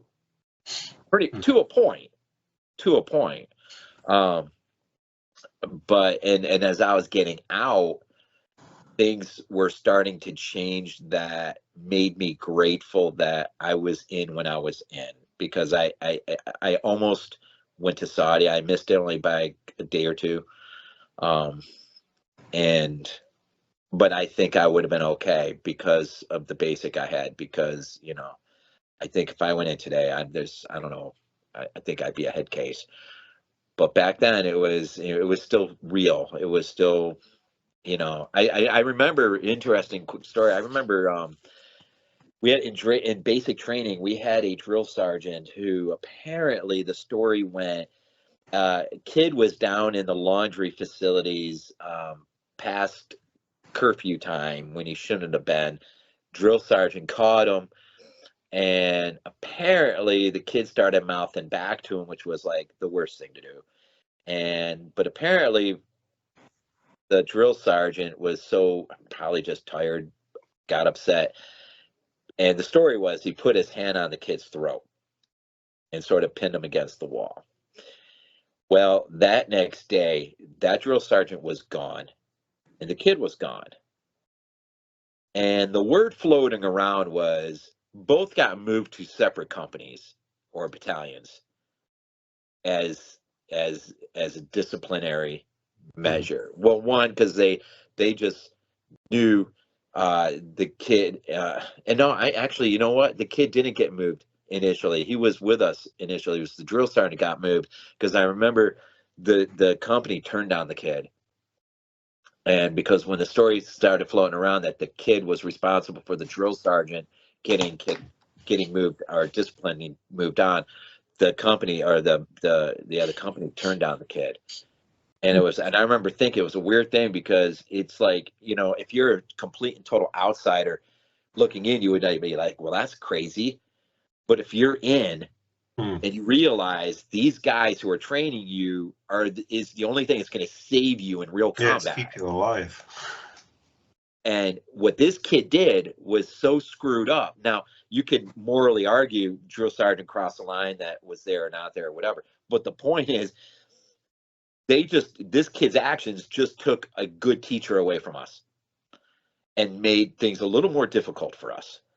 And that kid didn't last long. Within a week or so, he was out. It didn't last long. I think he got didn't go collect the bars of soap, did you? Yeah, he got a soap party one night. And yeah. And Wow. and you really didn't have a choice. You had to be part of it. I mean, there was no moralizing about, thankfully for me myself, I quickly volunteered to be the one to low crawl under all the beds and put the shaving cream, take the laces out of his boots and fill his boots up with shaving cream, so that if there was a rush call, he'd be screwed as far as his attire went. But so I wasn't one of the ones, hitting him with a bar of soap, thankfully. But he cried pretty loud, and that bothered me. But at the same time, you're in a different environment. It's kind of weird. It's like, I don't know. I can it's imagine. just weird. It's just a weird. You don't know unless you're in it and you experience it. And so I never forget the first time I watched Full Metal Jacket. I thought I was going to go to the hospital. I was crying so hard. And I think it's because I was like, dang, I remember this. This is nuts. This was nuts. I mean, and I saw some crazy stuff, but nothing over the top. Nothing like, like what that poor kid goes through. Yeah. Of course, that's the Marine Corps. They're a little bit more psychotic anyways, but. Yeah. But my brother-in-law, he went to the Marine Corps and he got out. He was fine, So not everybody leaves the Marine Corps messed up, That's how I saw this. It's like they're putting them through hell because they're sending them to hell. Yeah. That's kind of how I saw this movie. And it's like you think it's hard at the first half. It lulls you into a sort of full sense of security with the softness of the start of the second, and it just keeps going downhill. Yeah. But yeah, it's Kubrick. It's filmed so well. Yeah, and it's fantastic location settings for all of this, and I love the characters, like how they kind of put morality into this, because as you said, even going during that training, it's like you do stuff, you do it as a whole, you do it without question.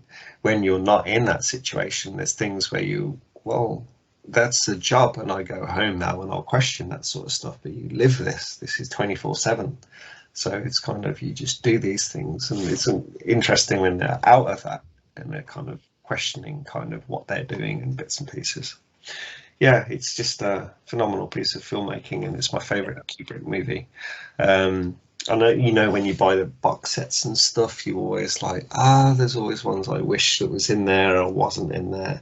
I got the Australian release with this, 2001 and The Shining, my top 3 Kubrick in 4K. So I was like, that's a perfect box set.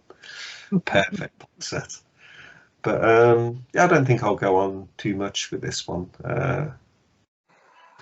Wasn't there a little bit of controversy, whatever platforming was streaming it? Didn't they get under scrutiny because they took Born to Kill off the in the poster art? It was on. Yeah, it's kind of ridiculous. Yeah. But yeah, I think it was through Amazon. I don't know if it was in the artwork and they just doctored it from the website or something. But why? Or maybe one of the streaming sites doctored the image. It's like, why? But we know that they do that, wasn't it? Is it Disney that has? Is it Splash, that mermaid film? And they CGI the hair at the end to cover a bum or something. I've not seen it, but it's like, really? Why? I thought that was funny because they were talking about, they just did that Marvel show, that Agatha All Along, and supposedly there's a part in the show where you get to see her butt, and everybody's like, wait a minute, so you take a movie Splash and you cover Daryl Hannah's beautifully shaped bottom But this one here, we get to see this fat old broad's wrinkly behind. Thanks a lot, Disney. Didn't they do it with like Uncle was Dunk, it Netflix that streams you know, Netflix streamed the Tyson fight, and you saw his butt or something like that. It's like, come on. But anyway, yeah, that's my number 3. oh, it's interesting though. It was like around the time when like Full Metal Jacket came out and stuff. See, my dad, he served in Vietnam, and you know, that was kind of the thing. So like when those movies, so like in the mid to late 80s, you had all those Vietnam movies coming out. You had like Full Metal Jacket, stuff like that. And my mother at first was like, I don't think you should be watching those, Michael. It's like, you don't know if those movies are going to affect you mentally because you were in that. But he wanted to go ahead and watch them. And so of course we were curious, we were like, so he would watch Full Metal Jacket and was like, Dad, was that really how it was? Did they like, was it too over the top or whatever? It's like, yeah, it was over the top, but he was like, Full Metal Jacket and Platoon. He's like, those 2 movies, when it comes to Vietnam, those are the 2 most accurate ones, So we would say, what about like Apocalypse Now? No, Apocalypse Now is like, he's like, that's way more operatic, and it's like it really had much to do with Vietnam and stuff. We were like, what about Born on the 4th of July? He's like, I really don't want to watch that. I don't like Tom Cruise. What about that? Did he ever comment on that Mel Gibson? Once We Were Soldiers. Oh, We Were Soldiers. Yeah, he said that one's very accurate. Yeah, of course. I think that's the origin of the air cab, isn't it? I think, if I remember. Mm-hmm. Yeah. Oh yeah, so he was watching a lot of those, Vietnam War movies. He was watching, like 84 Charlie Mopic and all that kind of stuff. Even that movie In Country with Bruce Willis, and that movie's more about like, him after the war, But well, yeah, like every time, as kids, we were always curious, like, Dad, was that what it was like? Was it this? Was it that? And all that kind of stuff. And everything. And he was all like, yeah, he's like, even watching Saving Private Ryan, he was like, oh yeah, he's like, you definitely, you still got the sense of something like that in Vietnam. It's like, it wasn't like any less intense or anything like that. It's like, you still had that fear and everything else. So it's like, yeah, he's like, I do admit, he's like, Private Ryan, that's a movie I do have a hard time watching. He's like, that does kind of get my chest get my chest tightened up and everything else. It kind of makes me remember things I don't really want to remember. But yeah. Sorry.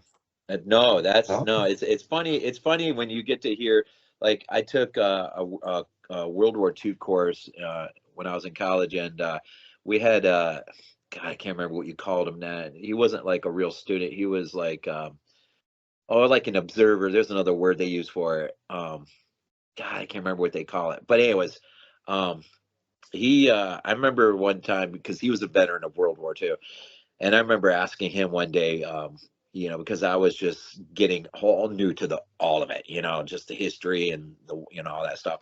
And I'm like, so I asked him one day after class if he had a film that most reminded him of not just World War II, but the military in general or whatever. And his first go-to, without even a pause, was Battleground, with Van Johnson and a young Ricardo Montalban and just an incredible cast. And I'm like, really, Battleground? I'd never even heard of it. And back in those days, I came across it as a you remember when they used to send those things in the mail, the long pull out, they were like little stickers, and you could order like 12 movies for $12 or something, but you had to buy X amount more. House. Yeah. That really is how my collection started. Now that I think about it, without even realizing I was starting a collection, I found Battleground as a result on one of those, and yeah, that being that I was in the military. Even though, obviously not World War II, but I mean, that movie probably spoke more to me than any movie ever has spoken to me. Just because of the everyday life of what it's like to be in the Army. Even though it was in World War II, Battle of the Bulge, it spoke to you. You're like, you could almost relate to almost every single, moment in there. Like, it just, I don't know, it's weird how that happens.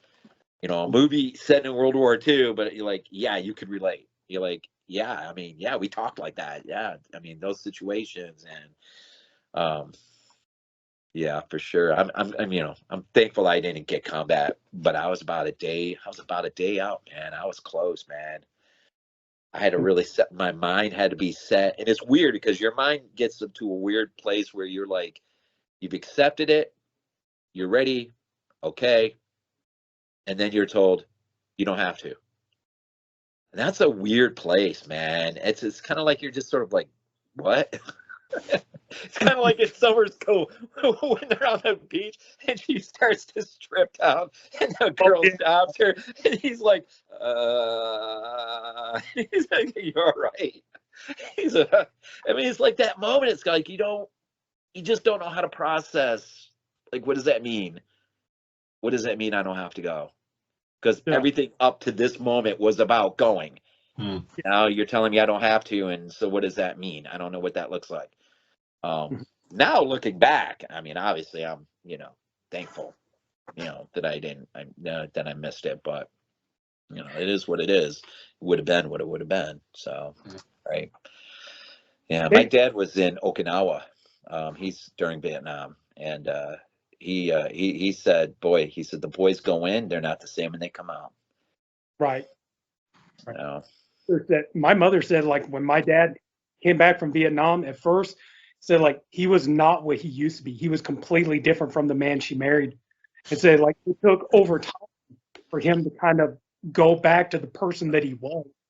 And so he had to almost like rehumanize again. So they did some shit to them mentally when they were over there. Savannah was irreparably changed forever. I mean, he lost his marriage over, you know, just his inability to process his emotions after.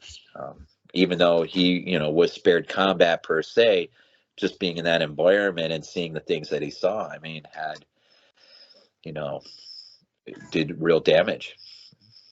One thing I would say that absolutely surprised me was when my dad watched that one South Park episode where they did the whole thing about Jimbo and Uncle Jimbo and Ned going in fighting the Vietnam War. And they're like, you know, in Vietnam, you know, it's like they got Ferris wheels and tilt-a-whirls and stuff like this, and everybody's eating ice cream and all that kind of stuff, and they're flying, and they're all like, you know, and he's all like, yeah, hey, you want some more hot chocolate? We may as well. Hell, we're at war. And so they're drinking hot chocolate, and they go kill the Vietnam. You know, if we go, hurry up and go back.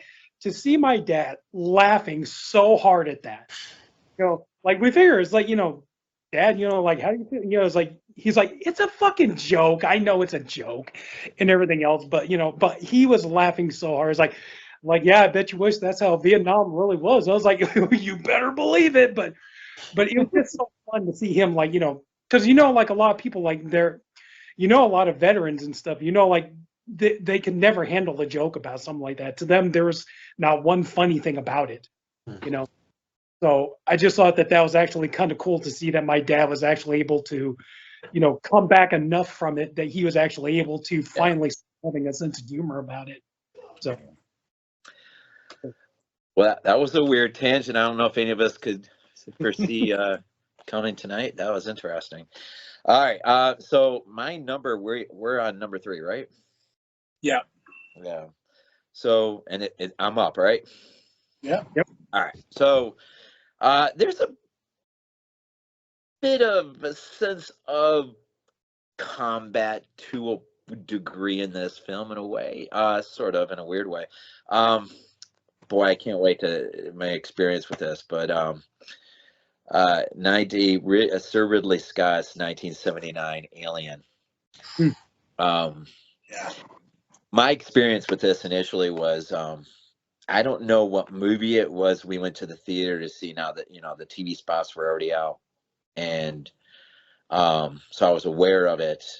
9 years old, I was aware of it. We went to a theater to see something, and the Alien must have been playing because they had the I can't remember who put it out back then in '79, but it was probably the original manufacturer of the toys to scale then, and they had, as a prop, they had one in the box office, and That toy alone gave me nightmares. That night, I had a nightmare that, and this story is so weird because it sort of came around full circle some years later, but I remember looking out my bedroom window into my backyard, and this alien was behind the trees. And I remember waking up so freaked out that this thing was crawling through my window.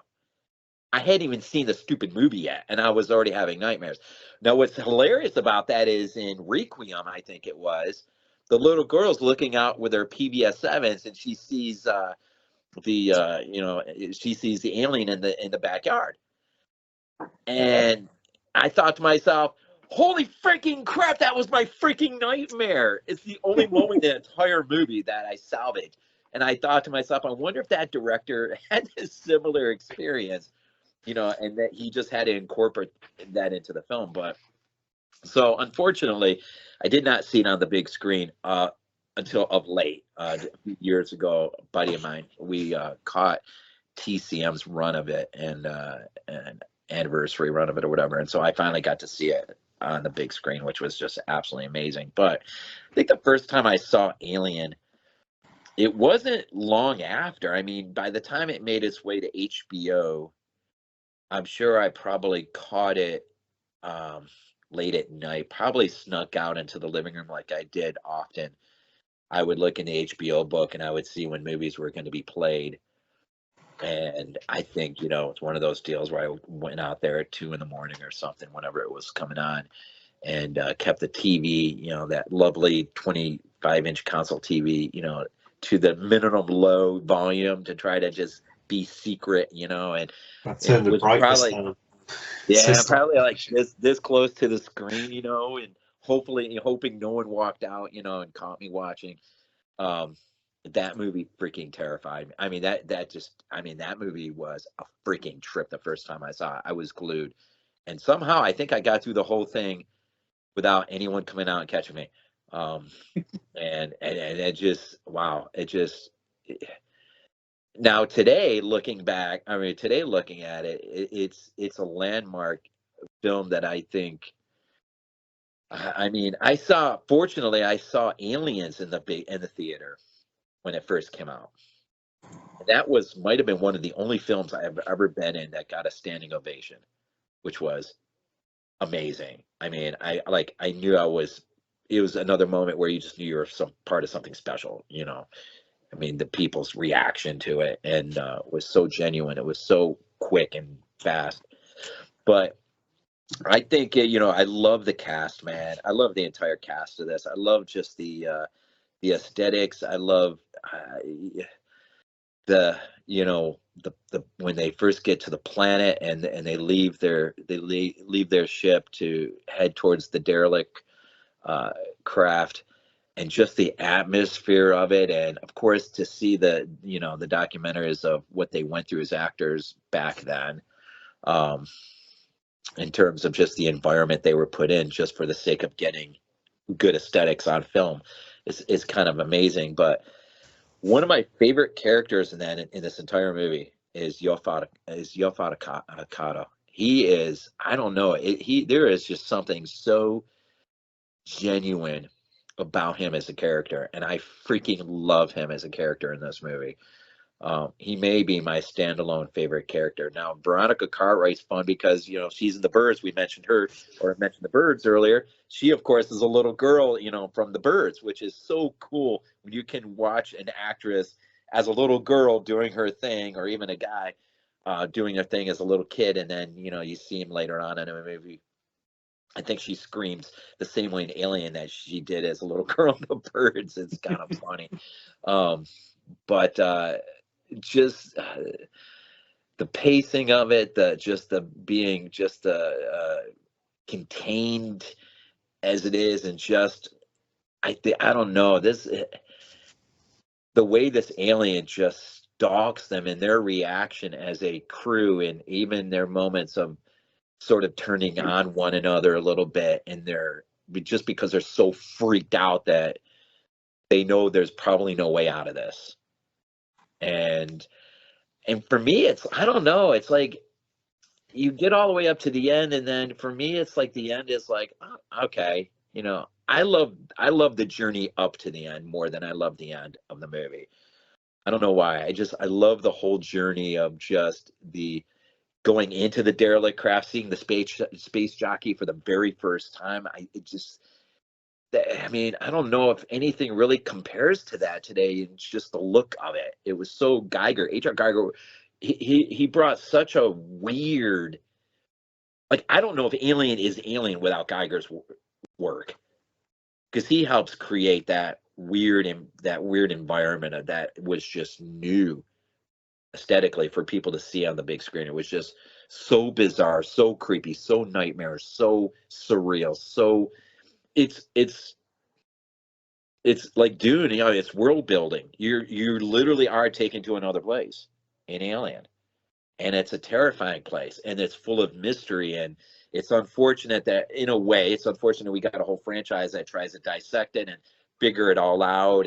But in that moment, you had a movie that was just Lovecraftian and just nightmarish. Just, it was downright scary. And I've always been sort of taken back when Ridley's said that, you know, it's his, you know, Texas Chainsaw in space. You know, the intensity of it, and just the ferociousness of, you know, and I do love the special edition, the extended, where you get to see the alien just sort of hovering up there, hanging on the chains over, in that neat little quiet moment. I think it's one of those neat, the extended is one of those rare films where the extended does add some interesting vibes to it. You know, seeing the alien, you know, just hanging there waiting for its prey. And I can see it on VHS. Not my VHS. yeah, I'm so glad you said that, James, because one of the great finds of my life was finding it on this VHS, this particular VHS. So we had this video store, Movie World, I've mentioned before. We had left Georgia. We went back home for a couple years before we decided to come back to Georgia. And we were on an anniversary. My wife and I were dinner, and my favorite video store rental place as a kid was now a thrift store. And it was anniversary, and I just, you know, I was like, hey, do you mind if we just stop? Maybe I'll get lucky. Maybe I'll find something. And she's like, nah, she humored me. And she's like, we'll stop. So I went in there, and I didn't see anything. And then out of the corner of my eye, I saw this on the bottom shelf. And I thought, oh, that's interesting. I didn't think much of it, but I grabbed it and I picked it up, and I'm like, oh, that's pretty cool. And then as I opened it up, I'm like, I saw the yellow sticker. I'm like, what? Movie World. And now it's so funny because it's a thrift store, but somehow this that I would have rented, and that store found its way back to that same location in that thrift store, and it's my only taste or my only souvenir of that video shop. And I got it compliments of a thrift store for just a measly couple bucks. But that was yeah, so that's even to today that there's nothing like Alien. There's nothing like it, and it's almost too bad in a way that we have all the other movies. I don't know what we would think about this movie today without all the other movies, but in a way it's neat that we have all the other movies because we get to explore the universe, you know, that much more. But Alien, yeah, an absolute gem of a movie. My number 3. Okay. Well, it's kind of funny, Rod, that you said a few minutes ago about how Ridley said that Alien was his Texas Chainsaw in space, because for my number 3, Texas Chainsaw. This is a movie. I know that sounds dramatic to say, but it's like, man, this movie kind of changed me in a way, because I remember as a kid, again, I saw this, you know, at age I probably shouldn't have been watching it, but still, I just remember, like, you know, between the like early to mid 80s, and you know, like, been hearing rumors about this movie and hearing stories about it, my own parents talking about it and all this stuff. And then, finally it's like, wait a minute, Chainsaw Massacre is going to get released and it's going to come back into theaters. And oh my God, there's going to be a VHS of it. And all this stuff. And just, the whole myth about this movie. And I remember my parents talking about this movie was so terrifying and so scary and so unrelenting and all this kind of stuff. And then they said the same thing about the movie Three on the Meat Hook. And thank God I didn't watch Three on the Meat Hook first, because that movie sucks. I'm sorry, but it's just a really bad Psycho ripoff. But I just remember, and like I said, I was just one of those kids. The more people keep saying, like, "Oh, you shouldn't watch this" or whatever, it just made me want to see it even more. I remember, when I was a kid, I wanted to go see, Temple of Doom at the theater, and they're like, "No, kids can't be allowed to see it." And it's like, it just made me want to see it even more, angry. It's the same thing with this. And then finally got to watch it. Then I just remembered, something was different, I got done and I had to go sit by myself for a little while and think, because I was like, why do I like this? It's like, what's wrong with me? There are so many terrible things happening in this movie, and yet I really love it. It was like, why so I made, I had to do some thinking about it for a while. And it's like, and of course at the time I didn't know that there was intentional humor in the movie, but there were parts where I was like, why do I find parts of this movie funny? And it's like, because I was really thinking, is there really something wrong with me? Mhm. And then of course later on, you listen to Toby Hooper talk about, I was like, yeah, it's like there was intentional humor in the movie, and for a long time people just never got it. They never saw the humor in it. And it's like, oh, okay, so it was supposed to be funny. So, but yeah, but just and this movie just has so much rewatchability for me. It's like I could put it on, watch it right now, and just man, I mean, yeah, I'm running out of things to say, but of course, like everybody's talked about this, but yeah, just once I saw this movie, it just like, I was just like, yeah, I'm kind of like going full into horror movies and stuff like that, and it's just remained one of my absolute favorite movies, and just it sticks with me. It's just to me, it's one of the best horror movies I've ever seen, and I don't know, man, just like that is so iconic, and it's like no matter what, all the Leatherfaces they've done, they will never be as scary as this one. But anyway, so yeah, so that's gonna be my number 3. Sorry, just I can't really say anything more about that, hasn't already been said. So my number 3 is gonna be Texas Chainsaw Massacre. Nice. My number 2 is Touch of Evil by Orson Welles. A lot of people would put Citizen Kane as because it's arguably, they say, the greatest movie ever made. I prefer Touch of Evil personally. Just just my personal take on it. The opening of this film alone, with that long dolly, not even dolly shot, what do you call it? Like that crane shot. They just follow this car all the way through the thing, and it's phenomenally shot, phenomenally acted. It's a perfect piece of film history that, unfortunately gets overshadowed by the fact that Orson Welles' first movie was Citizen Kane. You make the greatest movie of all time as your first movie, it makes it a bit difficult to, oh, cool, I never knew that. It's based on a book. I don't know how I didn't know that. Phenomenal movie. What more can I say? It's a certified classic. There's a reason I have this on a Eureka Steelbook. I went out of my way to get it on like the Eureka Steelbook, because I wanted this particular edition, and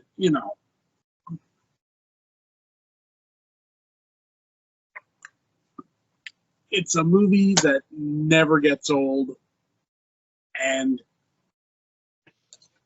just always works. I don't know what else to say. It's phenomenal. This is definitely an example of, if you've never seen it, you've done yourself a horrible, horrible disservice. Because Touch of Evil is one of the best movies ever made. So yeah, there you go. Number 2, Touch of Evil. Nice, nice. Oh. Didn't see that one coming. That's a surprise. Okay, my number 2. I'm going to show the DVD I have because it's had a lot of watches. Now, this is something I got from Blockbuster. So it would have been late 94, early 95, whenever it was released to the home. Yeah, because I was too young to see it at the cinema. It's the thing with the UK, when you have the age things, they are the age. That's it. Like in Finland, like say there's a 12, as long as if you go with an adult, 9-year-olds can go in. And I know in US and Canada, I believe it's like you can go in with an adult and stuff. It's hard in the UK. It's like, I don't care who you're with, you're not that age, you're not coming in. I had heard about this. I didn't really know anything about it. And watching this at a young age, like 14, 15, didn't quite get it. Well, I got it, but it was, the more I watched, the older I got, the more I appreciated it, and the more I loved it. And that's Pulp Fiction. Tarantino's Pulp Fiction. But from that first viewing, I just fell in love with the script. I was like, this is amazing. Because like, watching it, because I hadn't seen Reservoir Dogs, this was the first one that I kind of piqued my interest with Tarantino. I might have heard of Reservoir Dogs and that, but this is the one that I was like, oh, I really want to see that movie. And so, yeah, it was unlike anything I'd seen before. I think it's safe to say at that time. It was kind of very much in burgeoning horror movies. A lot of my love for horror was like expanding all the time. And then I was watching like probably just normal Hollywood movies and things like that, or like local UK movies and things like this. Not that this is particularly underground, but it's very different to what was being produced at the time, and it really expanded the landscape, I think, of Hollywood. I mean, there's many, many, many films, many directors that have been expanding how movies track and follow over the years, but I think Quentin Tarantino is someone that is very unique look, and you look at this and you look at Reservoir Dogs and really people start taking note of this guy. It's like, this guy is something extremely special. Because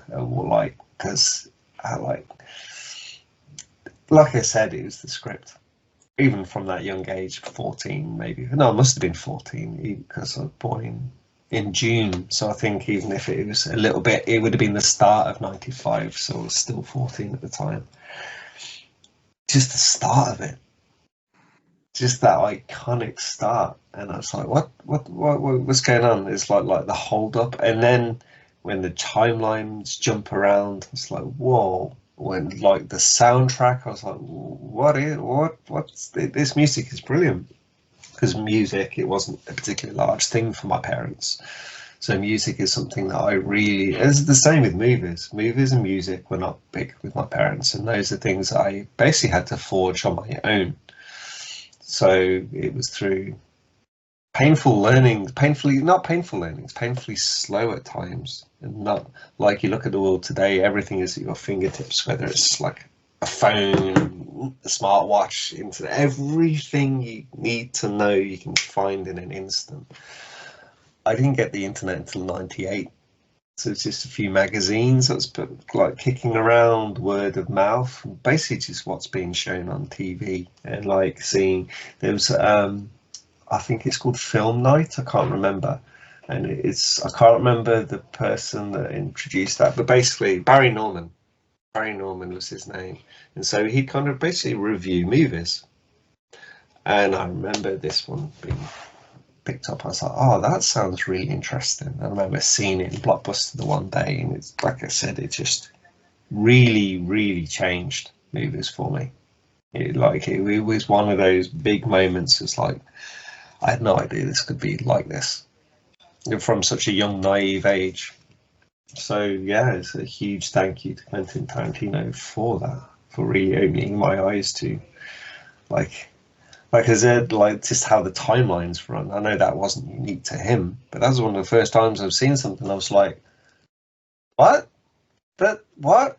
Didn't he die? It's very confusing. And watching it a few times, I think I probably watched it like twice when I rented it out. It's like kind of understanding it a bit more the second time, and then obviously the older I got, the more I watched it, the more you kind of click into it. And just a fantastic piece of cinema. And still have this DVD. Like I think this maybe came out in the late 90s or something, this DVD release. But yeah, I had it a long time. But my number 2, Pulp Fiction. Had to have Quentin in there. I have to say too, his Once Upon a Time in Hollywood is another film that if I don't watch it often, but when I do put it in, dude, sometimes if it hits me the right way, I will cry. I'll laugh so hard. I will just some of those scenes are just so over the top, so crazy. I just almost kill myself crying, just laughing so hard. It's sat on my shelf, sealed. Still haven't watched it. I really need to watch that movie. It's right there. I've had it for a few years. I think it's unfortunate that, and I don't know what all went down with it and everything, but I think it's unfortunate that we'll never get that Star Trek movie from him, because I think he could have breathed a type of life into that no one else could have. I think it would have been, just absolutely fantastic.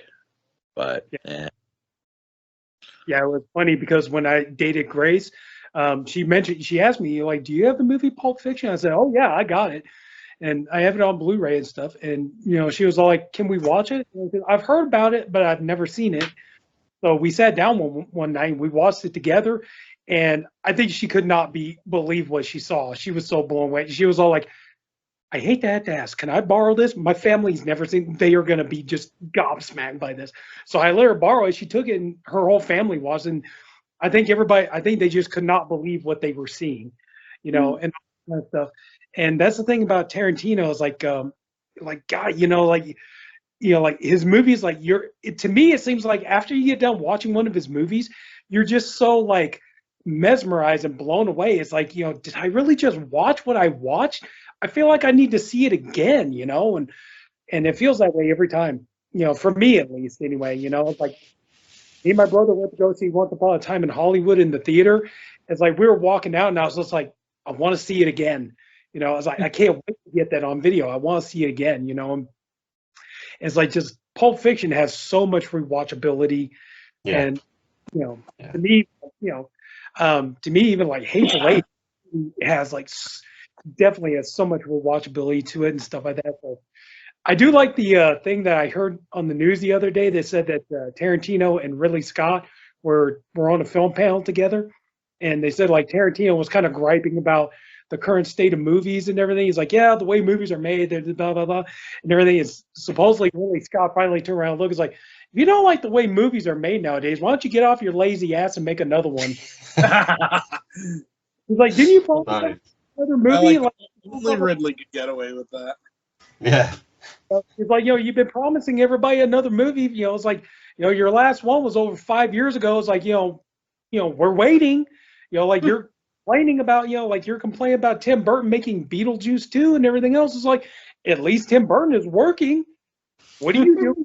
So supposedly, they not got into it, but a little bit of thing back and forth. But oh yeah. Oh, God. Anyway, it's your turn, Bob. Number 2. I don't know really what you could say about this, although I do have a fun story. it's maybe it's in a company of a few where the score of the film literally has made its way into the consciousness of pretty much probably anyone living on this planet. All you have to hear is the first few moments of it, and everyone knows immediately what you ought to be terrified by. I saw Jaws in the theater when I was but 5 years old. And the story goes the way my mom told it at too many Thanksgiving gatherings. As a kid, you always hate it when you get mom's version of things at the Thanksgiving dinner table. But apparently, when the TV spots came on, I literally would throw a tantrum because I wanted to see the movie so bad, and my mom eventually got tired of telling me no. And so one Saturday afternoon matinee, she and my stepdad, well, who would be my stepdad eventually, and my stepbrother, we all went to a Saturday matinee to see Jaws. I was only 5 years old. My mom says I screamed like no kid she has ever heard. And like almost kind of like my story of seeing Star Trek the motion picture, she started to curse at me. You better shut up. You better be quiet. We didn't come all the way down here just to leave the movie theater. And so I was traumatized for the rest of my life.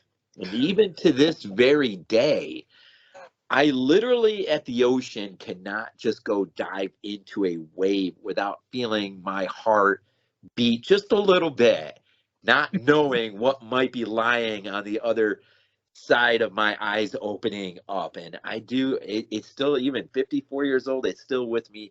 It is still with me today.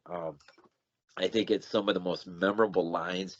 It's funny your recollections of a movie like that when you see it at such a young age. It begs to wonder if in fact what you remember isn't correct and somehow the film changed over the decades. But I seem to remember, maybe I was just so ultra freaked out by the idea of it happening, I just assumed it happened. But I always thought the fat lady got eaten.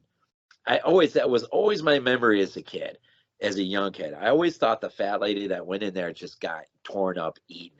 Maybe I was just so terrified of that prospect, I just built it into my mind as though it happened.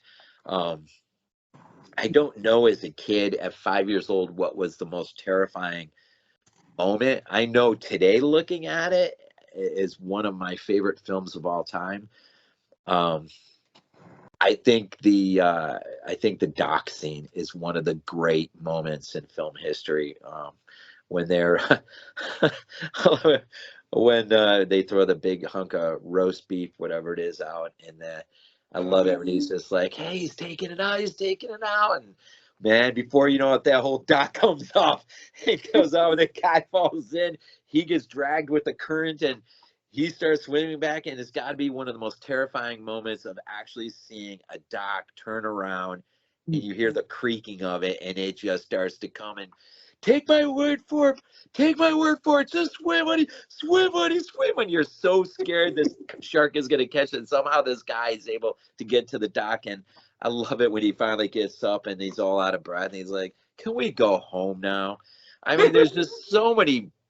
I mean, I don't know what my favorite line is of the whole thing. I know my kids, my littles love when they're looking at it when they think they caught the shark, and they're like, but what kind? Oh, tiger shark. Oh, what? I don't know. My kids have the most fun with that. I think one of my favorite lines is, Martin, it's all psychological. You yell barracuda, everyone's like, what? You yell shark. We have a panic on our hands on the 4th of July.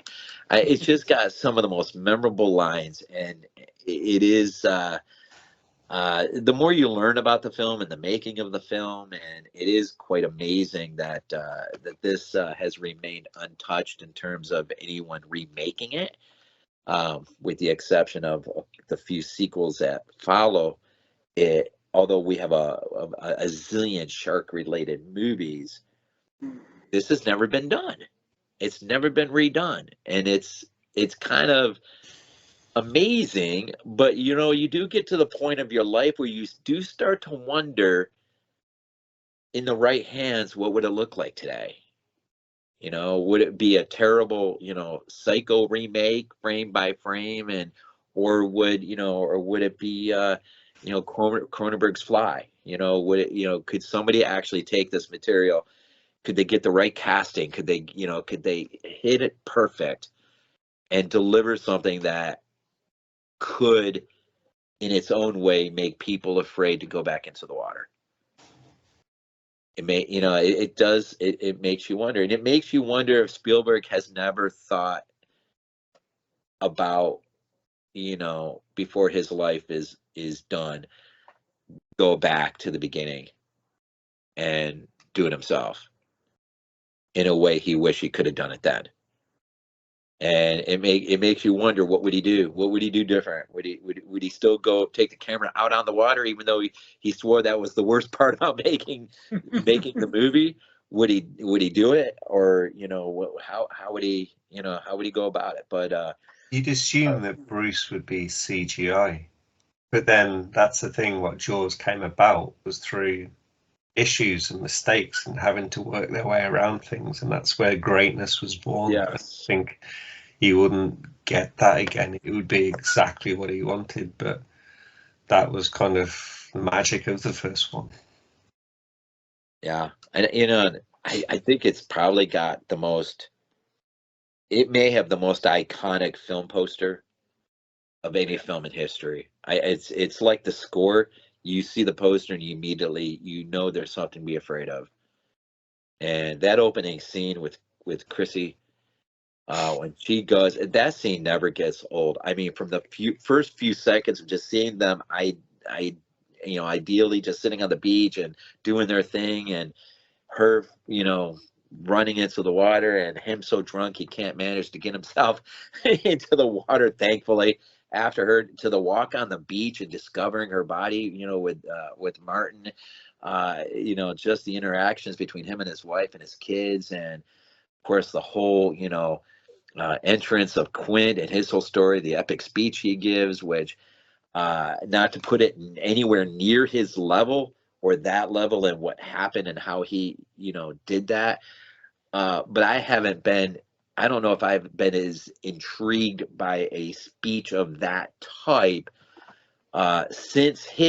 maybe since I heard William Forsythe give his legacy speech there in Devil's Rejects.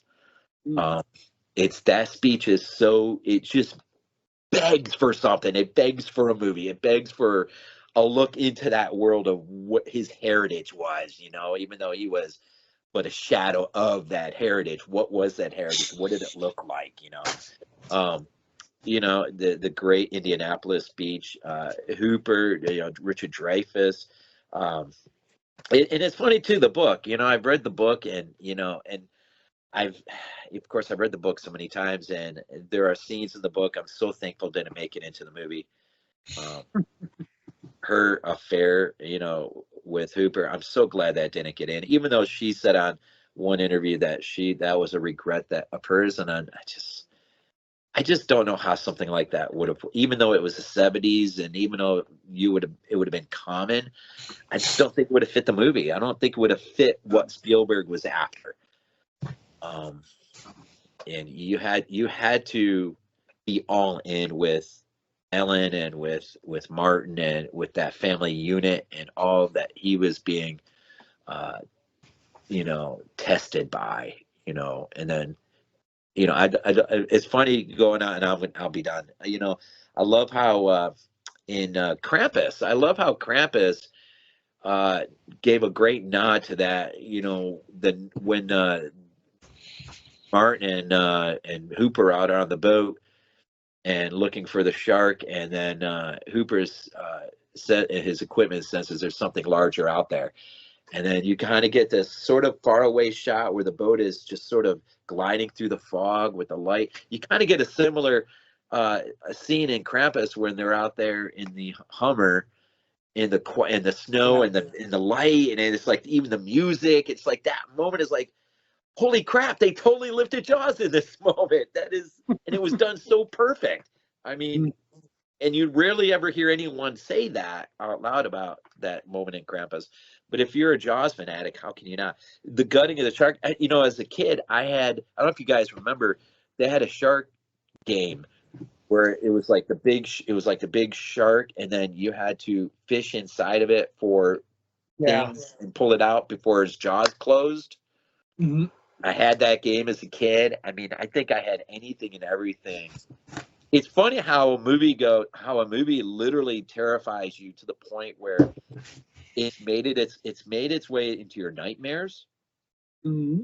You're still afraid, you know, you just, and I still have this weird sense that before my life is over, somehow, some way, it's going to involve water and a shark. That would just bring me full circle to 5 years old again. And, you know, I know God has a sense of humor about things, and that would really be putting that on full display. But, you know, I just love it, though. It is, you know, and my kids love it. It's something my family enjoys. And I too. I remember this is one of those movies where once it started its seasonal run, of course, everything stopped. Monday night at the movies, Jaws is on. The whole family, and we made popcorn, whole family in the living room, and you watch it on. And to this day, you know, that's one of those movies where you know where every commercial break is because you saw it so many times on TV. And it's like, yep, commercial there, commercial. And they don't know how to do commercial breaks anymore with movies that are on TV. That's a lost art. But so anyways, Jaws, number 2, my all-time favorite. I gotta say, Rob, I'm disappointed in you. You called Jaws a horror film. Wow. No, I didn't give enough reasons to explain why it's horror. I don't know. no, The kid on the yellow raft, that's pretty horrifying. I'm sure you've heard those people who are like, don't call Jaws a horror film. Jaws is not a horror film. That movie scared the ever-loving crap out of millions of people, but don't call it a horror film. I never understood that, but just, you know, some people are. An aquatic detective film. Yeah. It's an adventure film, you know, stuff like that. It's an action adventure, you know, and stuff like that. But Comedy movie. sorry to do this, guys, but number 2, we're going to start getting into some crossover. So my number 2 from 1978, Dawn of the Dead. So yeah, just, oh man, this movie is amazing. This movie is my, you know, I love a lot of zombie movies, but this one is officially my favorite one. This movie, when I saw it when I was young, it just absolutely blew me away. Everything about it, just, you know, it's like to be a kid. I mean, it's almost as like a kid has got everything in a movie you could want. You got the action, you got the zombies, you got the gore, you got, you know, some moments of humor, you know, you got like, it's cool to see at the beginning of the movie where, you know, you got Steven and Fran, 2 characters who they're not equipped to dealing with zombies or really equipped to deal with much. Whereas you have like Peter and Roger, you know, they're SWAT team guys. So they're more, you know, they're more trained and everything. So it's cool to see both Steven and Fran go through this evolution of starting like as people who are just unexperienced with just about anything. So they have to learn, they have to adapt to the situation. And I thought that was really cool to see them just, you know, see that arc to their characters. Whereas like nowadays they would be like, okay, well, Steven would be very, very feminine and Fran would be like, she would just automatically be able to do everything. You know, she would be the one saving all the guys and everything else. And the guys would be completely useless and all this kind of stuff. You know, I love that, you know, like these characters, you know, all 4 of these characters, you know, have an arc that they go through. And Roger starts off as this guy who you think he's very confident, he can deal with anything, he can handle anything, and that ends up being his downfall. You know, he gets too cocky, he gets too self-assured, and it winds up costing him. You know, so I thought that was amazing, the way the characters and stuff. And I know that even Savini has gone back and said that like he's not the biggest fan of his effects work in this. you know, because he's like, now it's like, yeah, now all the zombies just look like they're all painted gray, or they're painted kind of like a bluish gray and stuff. And he's like, yeah, it's like we had the 3M blood that we were using, and it looks like melted crayons and stuff like that. But at the time, you know, when this first came out, it's still, you know, I mean, it's like we were all so blown away. But at the same time, though, too, it's charming because, you know, like, you know, Savini was working his way up. You know, we saw his, you know, his learning curve of becoming, you know, one of the best effects artists you've ever seen. So of course, like, some of this stuff is not going to look as great in the beginning, but you know, you can see it was getting there. And then, you know, by the time he got to Day of the Dead, it's like, my God, he couldn't do better if he tried, you know. And just, you know, like, so much, you know, fun and action. This movie is like, it feels like an epic. You know, if there was like a, you know, to me anyway, it feels like if there was like a Lawrence Arabia of horror films, it would be Dawn of the Dead. And just to see, like, you know, like the thing, like at the end, you know, when you have the big war in the mall between the zombies, and the bikers, and all that kind of stuff, is like, and yeah, it was expensive for the time, but the fact is, like, you know, they could, by the time they got to the remake, like, we can't do that. We can't do that. We have to come up with something else, you know. So it's, and just to see what they were able to pull off at that time, and to actually, like, to know that they actually destroyed a real mall, and I mean, of course, obviously they had to pay to fix it and everything, but I mean, just to see that, you know, and just, oh wow, and just the humor, and you know, Goblin score, you know, and it's like, it's great because I'm looking at my vinyl collection. I got the zombie vinyl, but I also got the version that has like all the library music and stuff, and you know, so even the library music is so memorable. Bum bum bum bum bum bum bum bum. You know, because, I mean, and even one of the best quotes in horror movie history: "And there's no more room in hell. The dead will walk the earth." You know, but just, man, oh man, I mean, I love this movie so much. It's like when I got this, I couldn't even get rid of the Anchor Bay, you know, 4-pack. That was so amazing too. But just, but yeah, just everything about this. And like when I was a kid watching this for the first time, it's just, my imagination just blew up. And to see something like this big and this amazing, and all, so it's just, oh man. So yeah, so for number 2, my favorite, Dawn of the Dead. You know, it's funny. I thought about when I was thinking about Dawn of the Dead in my top 10. I gave a little thought to Zombie, and you know, but even though in terms of zombie films, Zombie sort of edges out Dawn for me personally. Dawn belongs more on a top 10 than Zombie does for me. There's just something, a quality about Dawn that is just so, like you said, so epic. So it's a movie that is contained, and yet it's so uncontained because of the world it's in. It's and you know, to think about, you know, I wonder if John Landis, if his whole Blues Brothers driving through the mall wasn't a little nod to Dawn. It makes you wonder. Wouldn't surprise me. You know, there was something about malls just coming on, you know, into the moment, you know, in the 70s. I love that flyover when they're like, hey, what is that down there? Oh, it's at one of the indoor shopping malls. Yeah.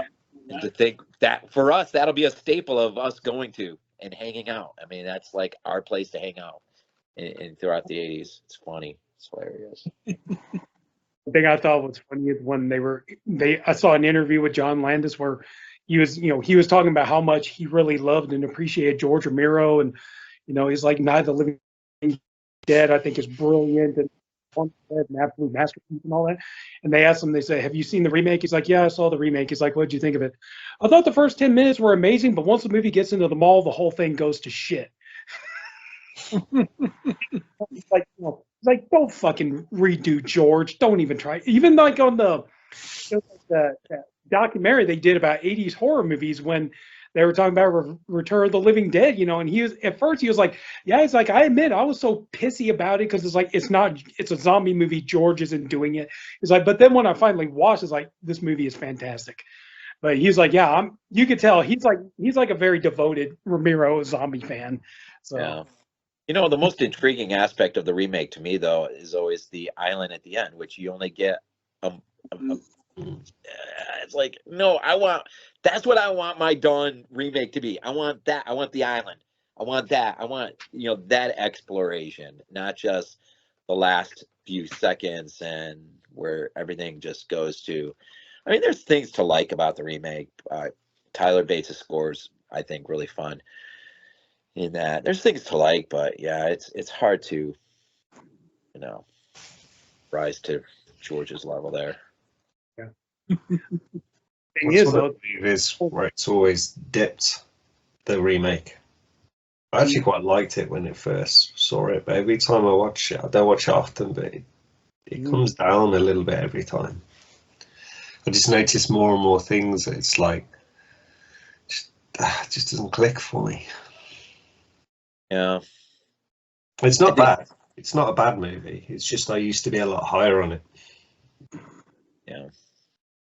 I think a lot of it too is just because the original Dawn of the Dead, it's like the definition of fun. It's just so much fun to watch. Where the remake is like, you're kind of like, it's good, but it's just not as much fun as watching the original. The original is just much more, it's more, pop and action and fun and humor and everything else, and kind of like just the remake is just kind of more bleak, somber, stuff like that. So it does have the quote. I didn't think I had the quote on the back.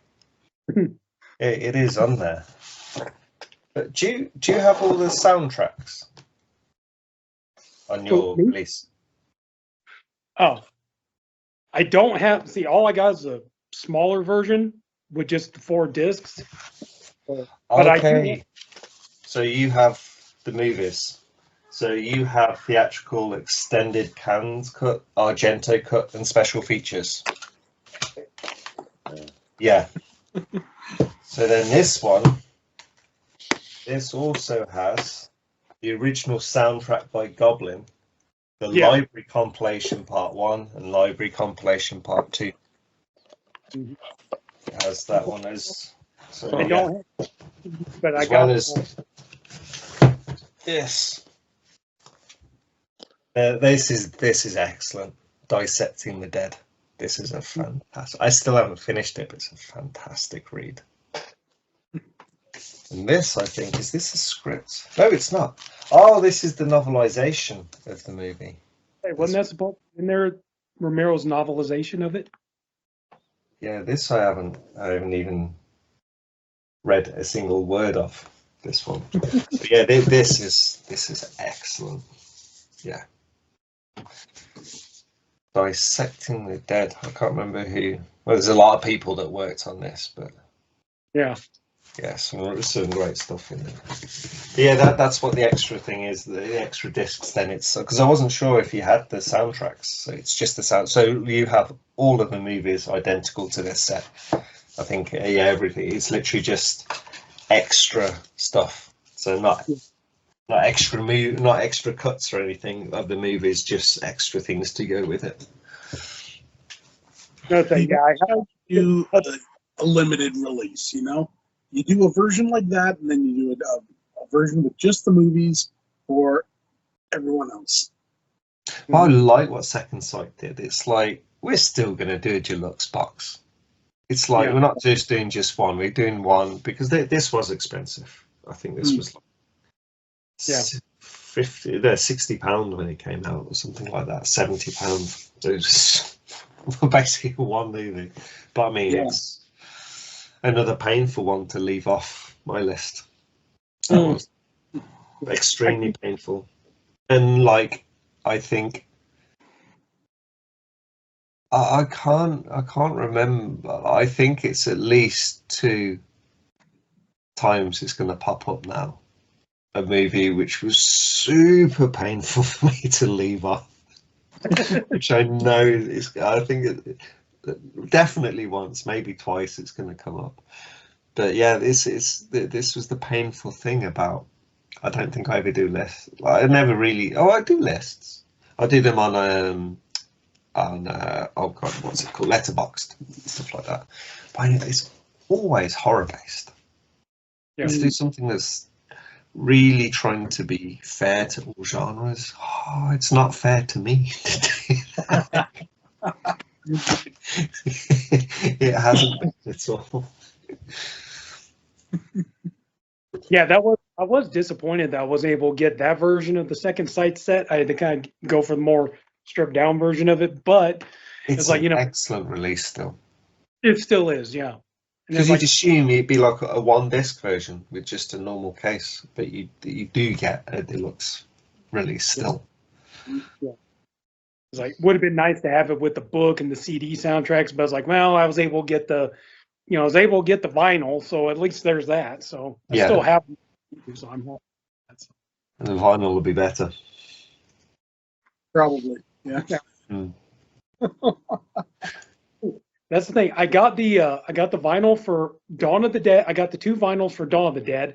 My brother, a couple of years ago, he gave me the vinyl for Day of the Dead, and I told him, I was like, you do realize Waxwork just put out the vinyl for Night of the Living Dead, so hint, nudge, Yeah.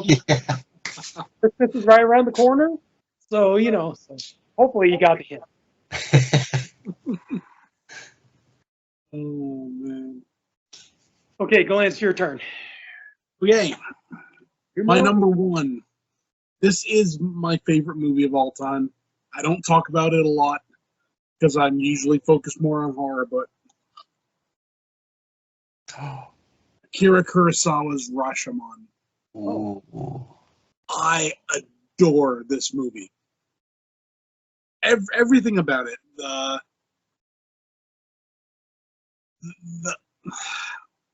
what do you say? The acting is phenomenal all around. You got Toshiro Mifune in it. What else do you need?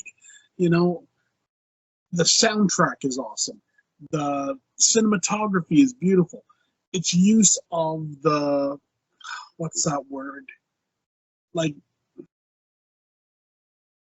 I'm having a brain fart. I can't remember the word. Where you have like one event told from different perspectives. Yeah. Like divergent. I think we're all brain farting.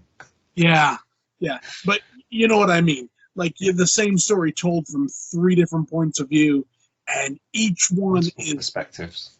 wildly. Yeah, that's it. There you go. Multiple perspectives, and each one is wildly different than the other, even though they're covering the same facts. Our main guy sees it and he sees like this sword fight they had, and they crossed swords all these times. It shows a really cool sword fight. Then you hear these other people talking about it, and it's like they're just like they're flailing their swords around and not actually hitting anything. And and it's the same event, the same end happens, but a completely different way of seeing it. And it's something that you don't get a lot of nowadays. Usually when you get like a story with multiple perspectives, they're still the same up to a point. Where in this, each one is so wildly different except for the end result. And it's phenomenally made, phenomenally filmed. And Akira Kurosawa is just a genius. Honestly, it would have been easy to have put Seven Samurai in this spot, but I like Rashomon more. I really do. And there's a reason it's on Criterion. Just saying. Yeah. There's a reason almost every single Akira Kurosawa movie is on Criterion. Again, just saying. Hasn't made its way to Massacre Video just yet. Exactly. And man, what else can you say? I don't know. And here's the thing: 88 minutes long. Kurosawa is known for like long stuff. This doesn't overstay its welcome. It's just the right amount of time, and it gives you everything you need. And just took like a cool ending. Like when you get to the end, it's just kind of wow, and it's just kind of cool. So yeah, my favorite movie of all time, Kira Kurosawa's Rashomon, and just look at that cover art. I mean, Yeah, it's nice. That's gorgeous. You know, just painted. Oh, dude, perfection in cinema. Very cool. So my number one is incredibly easy. Has a lot of different meanings. This movie, well, to me anyway, like lots of different emotions and feelings watching it. It's like I remember my dad renting it out and watching it together. It's a fond memory I have of my father. He's still alive, but he has like Alzheimer's. It's extremely progressed. Haven't had a conversation with him for like maybe 3 or 4 years now, just because it's so far down the line of what that disease does to you. So memories of these things where we were talking about the film afterwards, and my mom being so angry that he let me watch this from quite a young age. It's still all fresh, and she's like, "Oh, it's such a horrible movie." But every time I'm like, "Yeah," but it's the memory I have like with Dad watching it. But I mean, everything about it. I mean, we have Ridley Scott. It's just exceptional filmmaker. You have the mind of Geiger. That's just insanity put onto paper, and this insanity put onto the big screen. As like was mentioned, you don't have anything like this. I mean, you think of the stuff we were getting was great space horror, but like it's like 70s, 80s bits and pieces we were getting. There's some really cool stuff, but this was like just cinematic great. It's just on a whole different level. It's just, I think if people find horror like trashy and not great, and it's not art, and it's not anything like a thoroughbred movie or something like that. I think you put this on, it's like, well, watch this, see what you think. And there'll be many moments or many huge parts of the movie they'll be like, okay, I think I'm wrong there, because it's just so eloquently put together. It's just like I just said, like people like look down at horror movies, and it's like this shows like why do you look down on horror?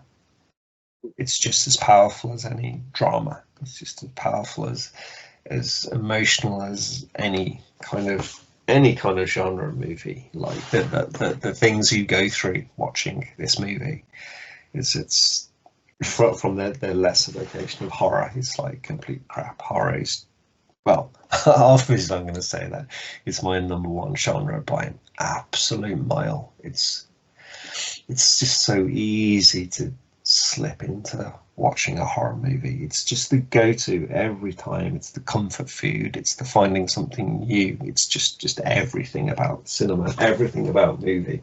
It's the horror genre, and this is the pinnacle for me. It's like without this, I don't think I'd be anywhere.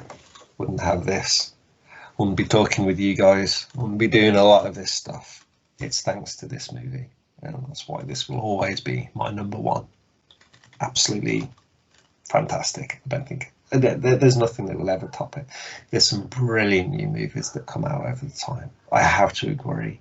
Dune 2 was incredible. I was completely blown away at the cinema. I wasn't prepared for that, because I was like, that first Dune was really good. The cinema experience of the second one, I was like, holy shit.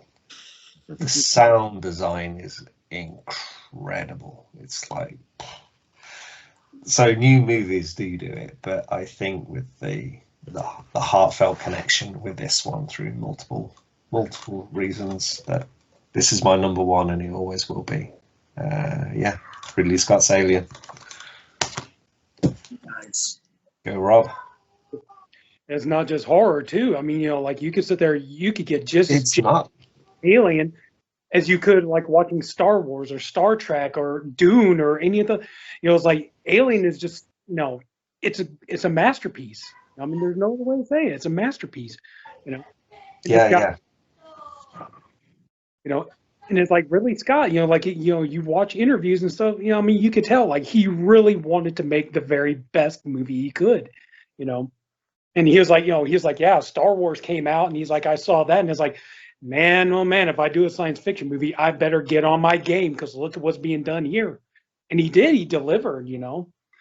And so, Yeah, 2 years later, you get this.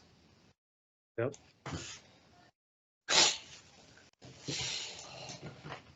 You're next, Rob.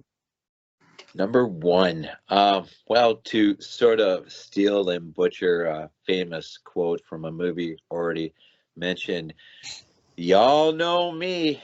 Y'all know what I love the most. And that I think I finally got to that point where my 1 and 2, 2 and 1, 1 and 2 has always been a love-hate relationship, and I've never could decide exactly right where. And in a weird way, my number 10, the Quatermass experiment, I think helped actually decide once and for all, because I realized just how much this film owes itself to the Quatermass experiment and how much it, pun intended, absorbed from it. And of course, John Carpenter's, I think The Thing is the pinnacle of his film achievement. I think it begins and ends with The Thing, for him. I think he stepped into a moment of time where everything that could happen in a good way happened for him as a filmmaker. Everything from it being 81, heading towards 82, and having a year to uh, for pre-production, being able to go out and scout, locate a place where you could literally go out and build something and then leave it and then come back in the winter and with your film crew, is a testament to the greatness that filmmaking, and it still is to a point, but I mean, not like it was in the old days. John is, uh, and I sort of have a love-hate relationship with him, depending on with Halloween mostly, but in his, but anyways, I should have seen this in the theater when I was 12. I had a buddy who, we convinced my parents to take us to the theater and drop us off because we were going to go see uh, Firefox with Clint Eastwood, but the real plan was to go see The Thing, and I don't know why I would have had to lie about it. I'm not sure why, but but my mom knew better. And so anyways, we went in, and of course I made the blunder of wanting, as I always do, I always have to go look at the film poster. And so my great mistake was is taking him over to the poster, and that's when he started to get cold feet, and "Oh, I don't know if I can, I don't," and I just knew it was going to be a moment in time that I would live to regret the rest of my life, and I did. Um, Ultimately, I did get to see it on the big screen much later on in life. I don't know what I would have thought at 12 seeing it on the big screen then, um, but I didn't get to see it. Instead, we watched Firefox, and my mom picks us up and get into the car, and so of course I could tell by the tone of my mom's voice. So how was Firefox? And well, I started spewing out the entire movie, and to her shock, she had turned to look back at me, and she's like, "Wow, you guys really saw Firefox?" I'm like, "Yeah, I really saw Firefox." And while I'm probably elbowing or hitting, somebody in the side, I can't imagine we were friends after that. This is like Glenn. This is my dude. I have this on, from its earliest VHS premiere to the letterboxed VHS to DVDs to even my Das Ding German edition. to Arrow, Scream Factory, 4K. You know, if it's on I probably have it somewhere. I think Universal did an absolutely fantastic job on the 4K. I think it looks absolutely beautiful. This Morricone score, and even John's tweaking of an Italian, I mean, an expert composer. It just all works in the end. Rob Bottin, this is probably one of those rare movies that I have probably dug deeper into than any other film. It helps that John is not afraid to do a commentary track, where I wish Spielberg would finally just do a commentary track for Jaws. That would be nice. But John, you know, his and Kurt Russell's, you know, commentary track is so awesome to listen to. You can tell the guy, they're just enjoying reliving the moment talking about it. I love Rob Bottin. His recollections got to be some of the funniest recollections of a film director on set, when he's in the 80-minute doc, when he's talking about is it the Norris sequence that goes awry and explodes into flame, and he said it was John where he's like, what, and you know, Rob's just like, that's it, and or whatever, and he said, John says, well, just don't stand there, you idiot, put it out. Of course, then he's got to, you know, tell him the bad news that they got to go back and recreate this entire effect, which is going to take, you know, a lot of work and effort, and the type of work and effort that John just didn't have the time for. But the stories of Rob having to go to the hospital after production because he just worked himself nearly to death. I think this is Rob Bottin easily his proof that even a young kid who's given the chance can provide some of the greatest you know, it's funny, effect sequences ever on screen. I think the Palmer sequence is my favorite in the entire film. I think if I had to pick one, it would be the Palmer sequence. I think he just looks, when he rises up and he just starts, his head starts to expand, and it just looks like something, if ever anything walked right out of hell, it's Palmer transforming into the thing. Is absolutely, and then the way he just flies up onto the ceiling and he just sits there and he doesn't know what to do, and then he comes right down, and then his head, I mean, the whole sequence is just mind-boggling. And to think that Stan Winston was invited in to pick up some of the slack, you know, of it. The ending, I think, is one of the greatest endings in film history, of just leaving you dangling, not knowing who is the thing, if they're both or one or the other, neither. The fact that this movie's never been followed up, I think is awesome. I really don't want to see it followed up. But if, you know, I know John has teased maybe returning and giving us a sequel. All we can do is hope and that, you know, the same things that sort of all came in together at that moment in 82 or 81, 82 for him, then do it again on his way off stage would be fantastic to see it happen. But, you know, these things rarely ever happen. And I don't know. I mean, seeing it on the big screen with Sam was so great. But this movie, I mean, this is the pure definition of comfort food for me.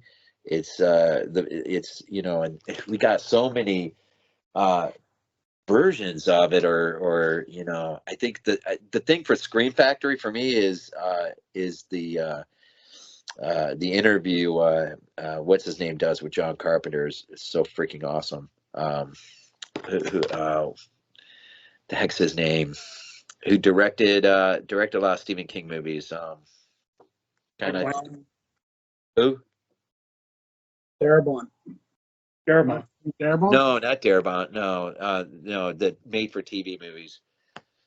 The one with the long hair. He did The Stand. Yeah, he did the. Mick Garris. Yeah, Yes, Mick Garris. yeah. Mick Garris's interview with John on the Scream Factory is awesome.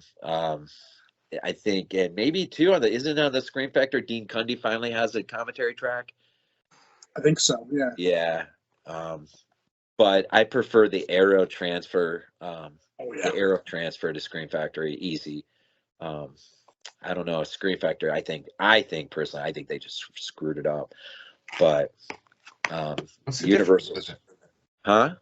What is it like? It, Too well, it dark? kind of reminds you of watching Army of Darkness. It just everything's too bright. All the colors is too bright. It's too not. saturated. Yeah, Too where bright, Arrows is warm. got that perfect dark, and even It should be a Universal. muted palette for the thing. It shouldn't be super colourful. And it's just the whole exploration of the Norwegian camp, and then just the construction of the movie in terms of building a set, burning the set down, using that as your other location. I mean, just and the guys, the map paintings, and knowing that some of these guys were carryovers from epic disaster films of the 70s like Earthquake and whatnot, were on this. This I think the thing is it is everything what we love about the 80s in horror. In one film. It's everything we love. It's the practical effects, it's the location shots, except it's perfect. It's done absolutely perfect. I don't know. The animatronics just some of the. I mean, I think Palmer gives one of the greatest lines. You gotta be kidding me. It's so great. I just, I love the arc of McCready. I love how he is the begrudgingly the unwilling hero, but is willing to step up because someone has to step up. And you got someone who's sort of already the sheriff who descends, and McCready ascends, even though he doesn't want to, but he does because he has to, because no one else will do it or can do it. Right. And so, I mean, there's so much you could say about it. But for me, it is for me, like James said of Alien, this is the pure definition of why I love horror. This is why I love film. This is why I love, and I still feel robbed as a kid. I still feel robbed. I'll never get over that as long as I live. I'll carry that with me to the grave. I should have seen this at 12 on the big screen, but it just wasn't, for whatever it wasn't meant to be. And who knows why, but I don't know. But I'll hate that kid as long as I live for denying me what might have been the greatest moment of me sitting in a movie theater. That probably, at least at an early age, probably will always be seeing A Nightmare on Elm Street at 14. Was great. I mean, that was, but it could have been the thing. I know it could have been the thing. And, but lots to love about it. It is my number one. It is my number one film of all time. And I should say too, I have my top 5. I've had it for so long. I've got the theatrical posters all around my room of every film, and whether as a kid or later in life, I have seen all 5 on the big screen. So that makes it special too. Nice. And so, all right. Pains me I didn't have it on my list. But I think that's what makes all of our lists great. I mean, there's so much. I mean, if anyone really takes the time to follow through this whole thing, you're gonna just have a treasure chest of film. That was a lot. This is almost like going into Severn's closet or Criterion's closet, or this is a great treasure chest of film for sure. I got to be honest with you guys. I mean, Alien, The Thing. Never heard of these movies. What movies are you guys talking about? Sorry, I just thought of that because I got the post. No, I was like, no, I can agree with you, Rob. It's like, yeah, I kind of wish that I've been able to see The Thing in the theater when it first came out, but this past Halloween I went to go see the double feature of The Thing and The Fly, and on the big screen, and man, that was a wonderful experience. I'm glad I did it. Glad I was able to do it. So that was such a fun. So anyway, so no, this is probably gonna be easy for everybody to figure out, but yeah, for my number one, it's 1978's Halloween. So yeah, so John Carpenter, but different movie. This movie, there is so much to me to love about this movie, and just I've always just I don't know, this movie just speaks to me, and just the music. This movie to me really, really like taught me the lesson of how valuable music can be in a movie. And then when you hear the story of John Carpenter saying that he played the movie for an executive but didn't have the score on it, and they said, this movie's not scary, what it's just blah. So they come back, watch the movie, it's got the score on it, and it's like scared the crap out of them. So it's like, this movie taught me the valuable lesson about how music can really affect a film. I think that one of the things that is amazing about this too is like going back to what James was saying a little while ago about how people think that horror movies are nothing but trash. Now, the thing is like Irwin Yablans originally hired John Carpenter to basically make an exploitation movie. And an exploitation movie would have just been, sex and violence. Now you do get, yeah, there's some kills in this movie. There is, some fleeting nudity in this movie, but in the hands of a lesser director, like, they would have just, like, okay, every 5 minutes a woman has to have her boobs out, or, somebody has to get killed in a bad way or whatever. So, and I think the idea that John Carpenter said, okay, yeah, we're supposed to make this exploitation movie, which it still kind of is, but he's like, what if we tried to make a good movie? What if we tried to make a movie that was genuinely scary? And that's the thing, to make a, when you're doing horror films, and I think, James Wan is definitely a modern day master at this, because, like, it's easy to make a movie where you just throw a bunch of blood and guts on the screen, but the movie has there's no substance to it, and to, like James Wan's kind of the modern day, like, I want to try to make movies that are genuinely scary.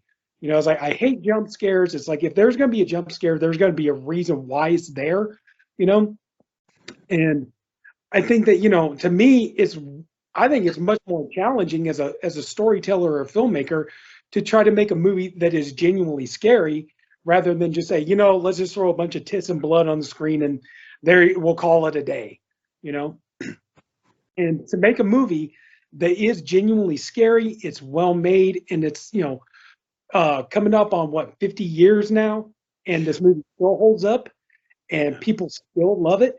And to me, like, this movie, going back to what I was saying earlier about, movies kind of teaching you lessons, like this movie, like watching Jamie Lee Curtis as Laurie Strode in this movie, of course, watching like Alice and Friday the 13th or Nancy and Nightmare on Elm Street and on and on, this movie made me helped me to appreciate women and to appreciate their roles, because I genuinely cared about Laurie Strode in this movie.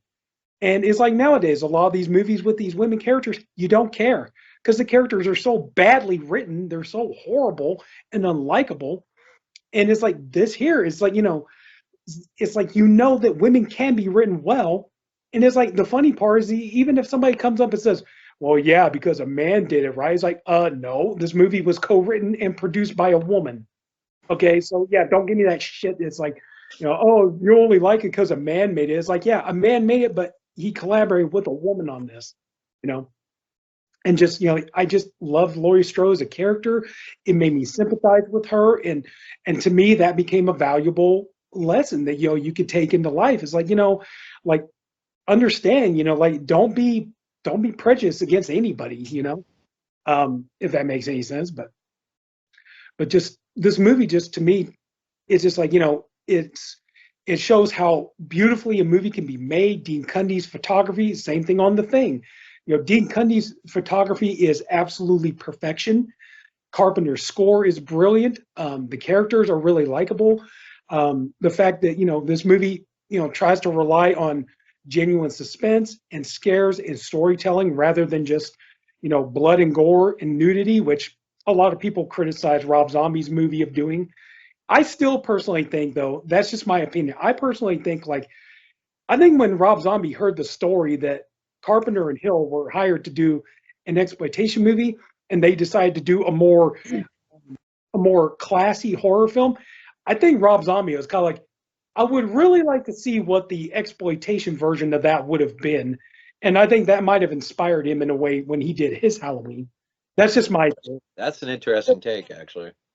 If I was to ever meet him one day, I would ask him about that. I was like, were you disappointed that when you found out that Halloween was supposed to be an exploitation movie? And when you decided to do your version, I was like, no, I want to do that version. Like, if I was to ever meet him, that'd be something I would ask him.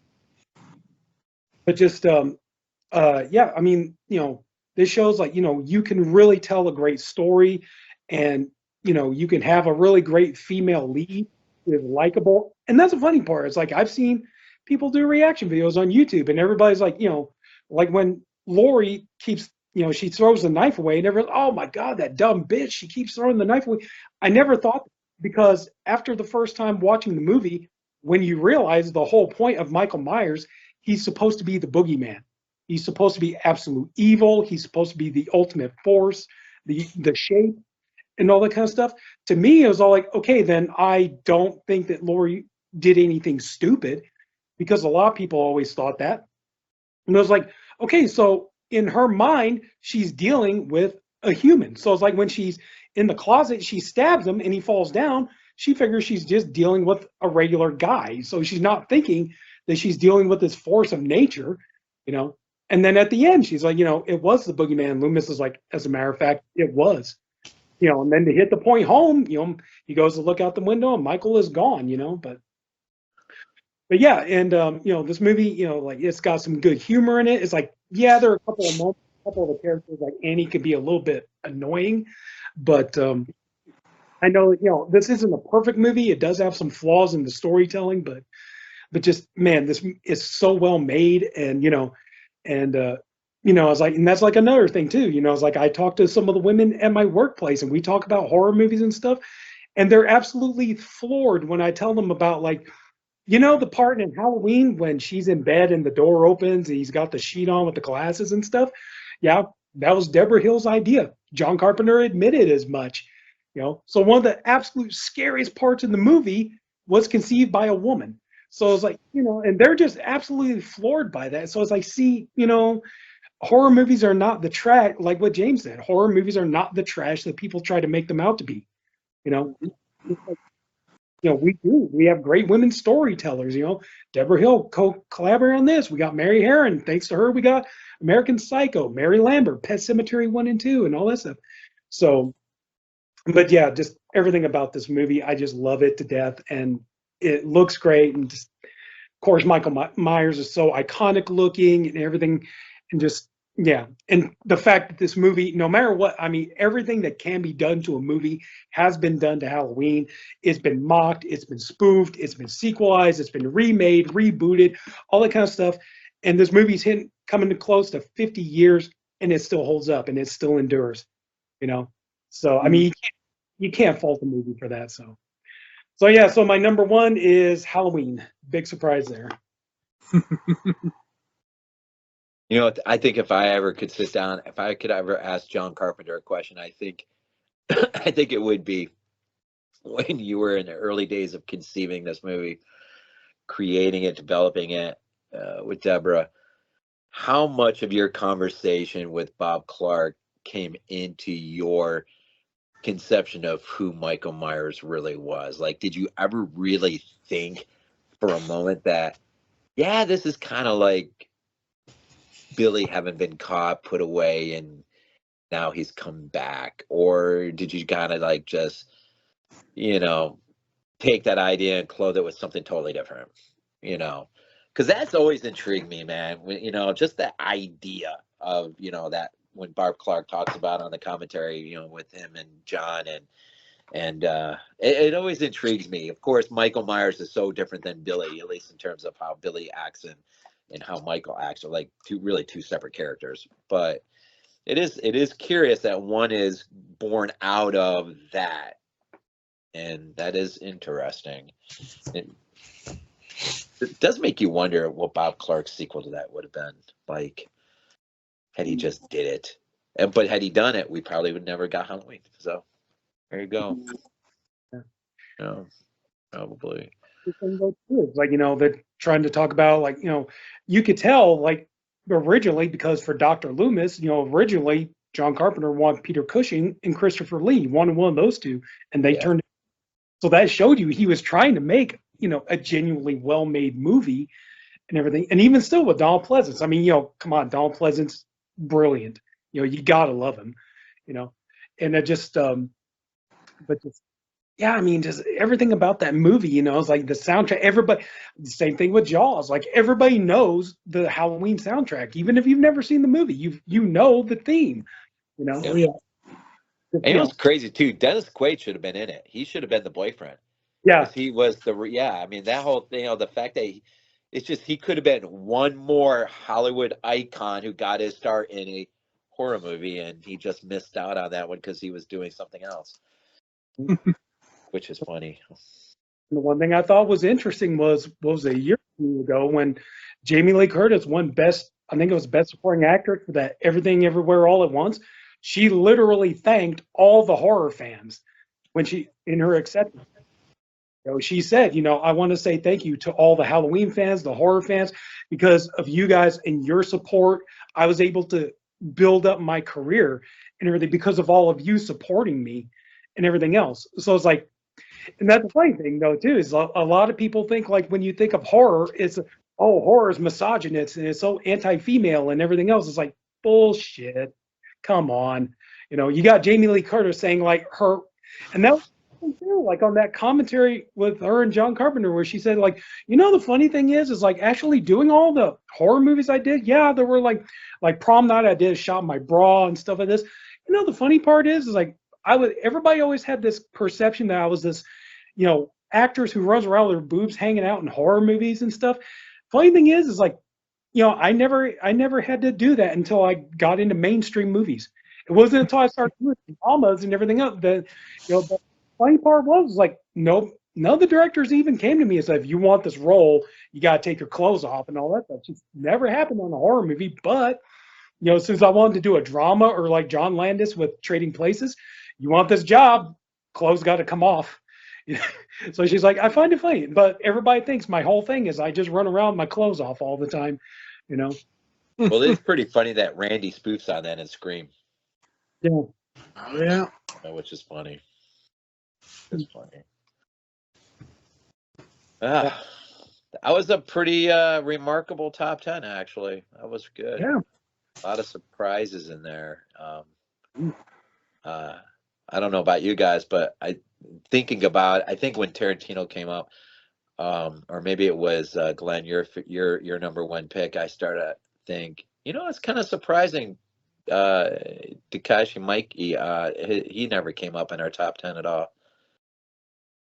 Yeah, it is really. I mean, because I'm figuring if any of one of his films it would have been 13 Assassins for me. If I would have thought about it, I would have given thought about it. I might have, I don't know, but yeah, that is such a freaking awesome movie. Did you guys have any surprises along the way as we wrap this up? I was gonna say, I thought let's see. I was surprised, like with Glenn. I thought for Dune that would have been like higher.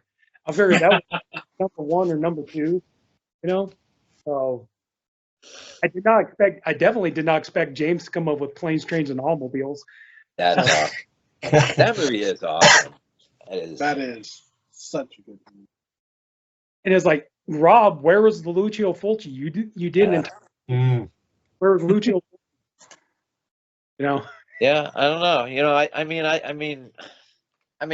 gave it at least to my top 5 is so anchored. I mean, that's not going to move for anything.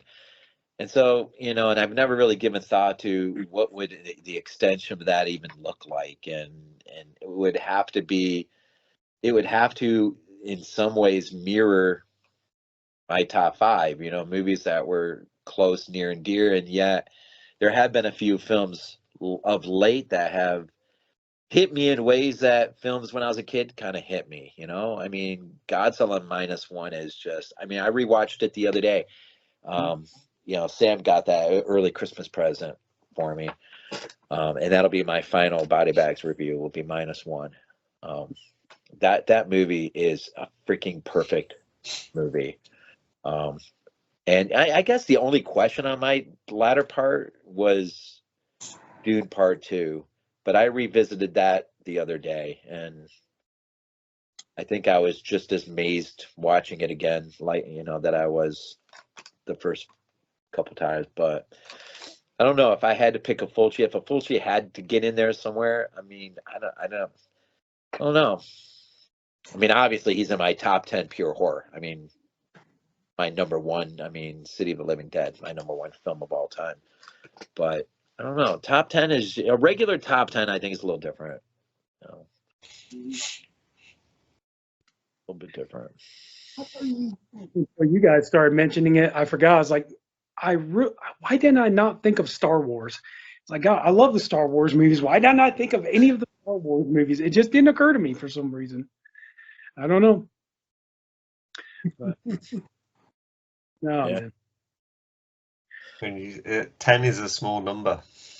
it is. It is. It is really small when you consider how many movies could have found their way in there, at least in the latter part of it. I mean, or even, I mean, you know, I'm kind of, you know,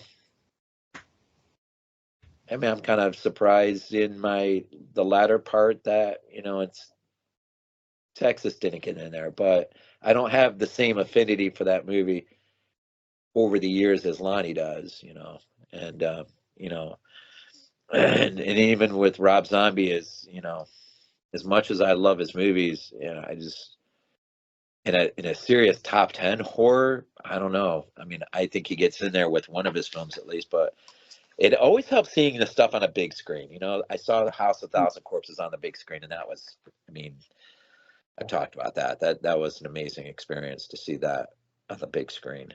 It always helps, but Oh yeah. you know, I don't know. And who was the director again of your pick there, Glenn? For #1, Yeah, Akira Kurosawa. yeah, yeah. I think for me the big surprise though was the other one, Orson Welles. Touch of Evil. Yeah, that was my big surprise. I wouldn't have seen that one I coming. love that movie. Yeah. Does Kurosawa have like the Criterion box set? Or is I think I might be getting mixed up with some, because there's that. I know Wong Kar-wai has one.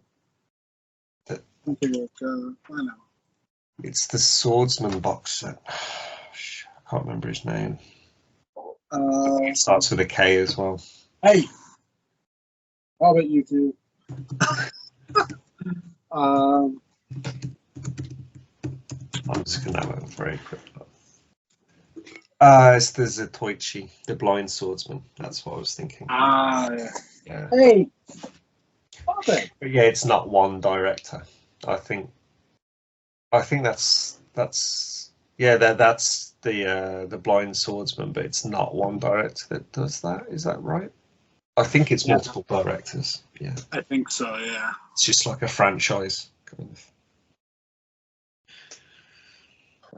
You should have a box set. Yeah.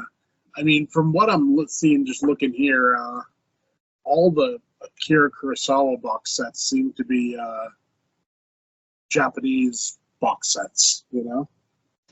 Like So literally nice from subtitles. Japan, you know? I mean, pretty nice looking box sets, I gotta admit. Then again, you know, I wouldn't pay, you know. It's a shame that they don't do that with all the Japanese stuff tends to not have English subtitles. I've always thought it's such a missed opportunity. Like, especially when you think of Godzilla, for example, you know, Toho owns the rights to the subs. Hmm. You know, they Toho are very, you know, like, this is our IP, damn it, we own like everything, sort of thing. And you would think that their releases they would have had the subtitles on. That they have very much an island mentality. It's like when you go there, Yeah. it's like a tourist. There's no English signs or anything. Yeah. Just Japanese. What's scares the relationship between Janus Films and Criterion exactly? I think Janus Films are like, I think Janus Films is owned by Criterion, I think. Because I know listening to the commentary track for the 56 Godzilla, 56 is a crucial moment in time in terms of foreign films finding an international audience, and you know, because well, you know, art films per se, were foreign films had found their route through Janus and ultimately through, you know, Criterion would be their main outlet. But Okay, I got it here. Janus Films is the film distribution company, and the Criterion Collection is a subsidiary. so yeah, so They I was own. yeah, I was really intrigued. The whole conversation the commentaries got into on the, and I know he does for the 54 film and the 56 on Criterion, but 56 is a really important year in terms of the outcome of foreign films, and the fact that it was cheaper for them to invest money in a film like Godzilla, rework it, a pre-existing film, just rework it for an American audience, ultimately, you know, was more profitable than putting their money into an original project. Yeah. And so yeah, that whole story is interesting. Listening to that commentary was really interesting. Interesting. Huh. Any last thoughts? No. Not really that I could think of. No. Ah, All right. Well, That was fun. yeah, Yeah. a good time. Really fun. Hopefully, knowing we're all probably, I would say definitely we're all first and foremost horror enthusiasts. Hopefully, people can see that in our top 10 picks, even in a weird way. I would think so. You know, it's definitely there,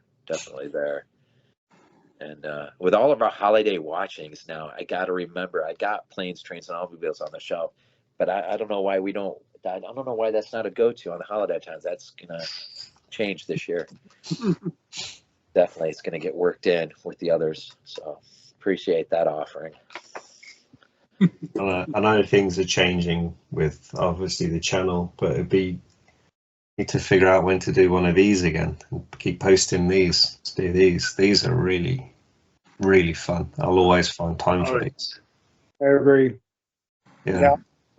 I would really like if we could continue doing these. Yeah. There's so much. I think we definitely can. I mean, you know, it's like, It's easier to do. yeah. Yeah. Yep. And you It's a chunk of time, but it's just one day. It's and not that we have to do it, but James, you said something earlier that actually got me to think about that. When you were talking about music and film, I think it was you talking about music and film. That would be an interesting top 5 roundtable discussion. Our top 5 moments of music, you know, integrated in a film to make a scene, what that scene is. That would be an interesting. Not to give any of that away right now, but that would be an interesting top. There would have to be a little bit of crossover there. I'm just thinking of a couple movies in my head. It would have to be. There would have to be. It'd be shocking if there wasn't. Yeah, we get to it. There's one in particular I'm thinking about. Would have to be on everyone's list. They're kind of running through some woods, being chased by witches. Yeah, well, I wasn't even thinking about that, but I was thinking about another one. That just say ends in a firefight at the end. Oh, Yeah. yeah. Yeah. Undone by an unneeded sequel. I mean, I love it, It's, but it's uh, okay as a sequel. Look, just uh, yeah, it wasn't needed, but it's still a good watch. It's just not and on you the know level. what though?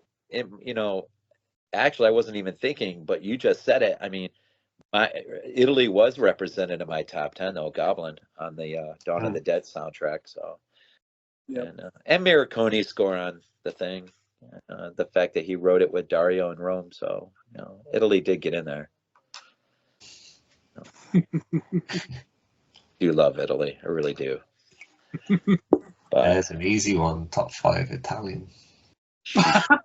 Yeah. We'd say it would be an easy one. It'd just be 3 hours of Rob talking about Italian horror. And we'd be sitting there like, yeah, that's I true. think these lists are more interesting because I think when you share real life experiences, why True. why you fell into these movies is more interesting. Mhm. It should really freak people out to think that parents actually took their 5-year-old to see Jaws. I mean, that's really probably not good parenting on their part, but so. I think both my parents are passed away because after what I just did with my top 10, my people will probably be like, your parents were fucking horrible. Did they even watch that? It's like, my God, you were how old when you saw Texas Chainsaw Massacre? Well, I tell you, funny, true story. I'll never forget. I really, really, really did not like my grandma Kopensky on my stepdad's side, so much so that when they came to visit, I purposefully, just because my parents were so liberal with much of what I could watch, I rented on VHS Texas Chainsaw Massacre and quietly put it in the VCR. They were in the dining room, doing whatever they were doing in the dining room. And I think, and I can't remember what scene it was, but grandma walked in and was absolutely horrified at what she saw and started to lecture my mom on what she was in. My mom's like, it's just a movie for crying out loud. And I'm just like, God, yes. So, but yeah. So, Yep. well, I guess if anyone is still with us at this point for, Merry Christmas. If all goes well, this will be dropped on Christmas Day. So hopefully everyone's day is going well. And I don't know how well it is if you've spent 3 hours listening to us, but at some point you will, I hope so. And take advantage of some of these films. Oh, yeah. And The one that I'm most unfamiliar with, though, is Glenn's number one pick. That's definitely one that I have no idea. And, Oh, yeah. Honestly, definitely check out. anyone listening to this, anyone here, if you haven't seen Rashomon, Yeah. go out of your way to see it. It's phenomenal. And when you think also, it was made in 1950. And, just remember that when you watch it and you're like, it feels like something that should have came out later. Can we all agree that that might be the one film on all of our lists that most people might not have heard of? I'd say so. Yeah, Yeah. definitely. Yeah, I'd say so. Because a lot of people don't watch foreign movies, non-English speaking movies, and they're missing out. They really Well, are. there you go. There's our Christmas gift to everyone. Then Oh, yeah. go get that one. Criterion. It's on Criterion, right? Yep. Yeah, it's Yep. on Criterion, and I think there's a Eureka release as well in Europe. So either Eureka or Masters of Cinema, one or the other. They're the same company. Yeah. Yeah. All right, episode 9 is a wrap. Who knows what episode 10 may bring? So hopefully it won't be too long down the road before that springs up out of whatever it springs out of. But Merry Christmas. If you've made it all the way to the end, thank you very much. We appreciate it as always. And enjoy the holidays, enjoy the time with your family and everything else. We thank you, appreciate it. Thank you. See ya. Yeah.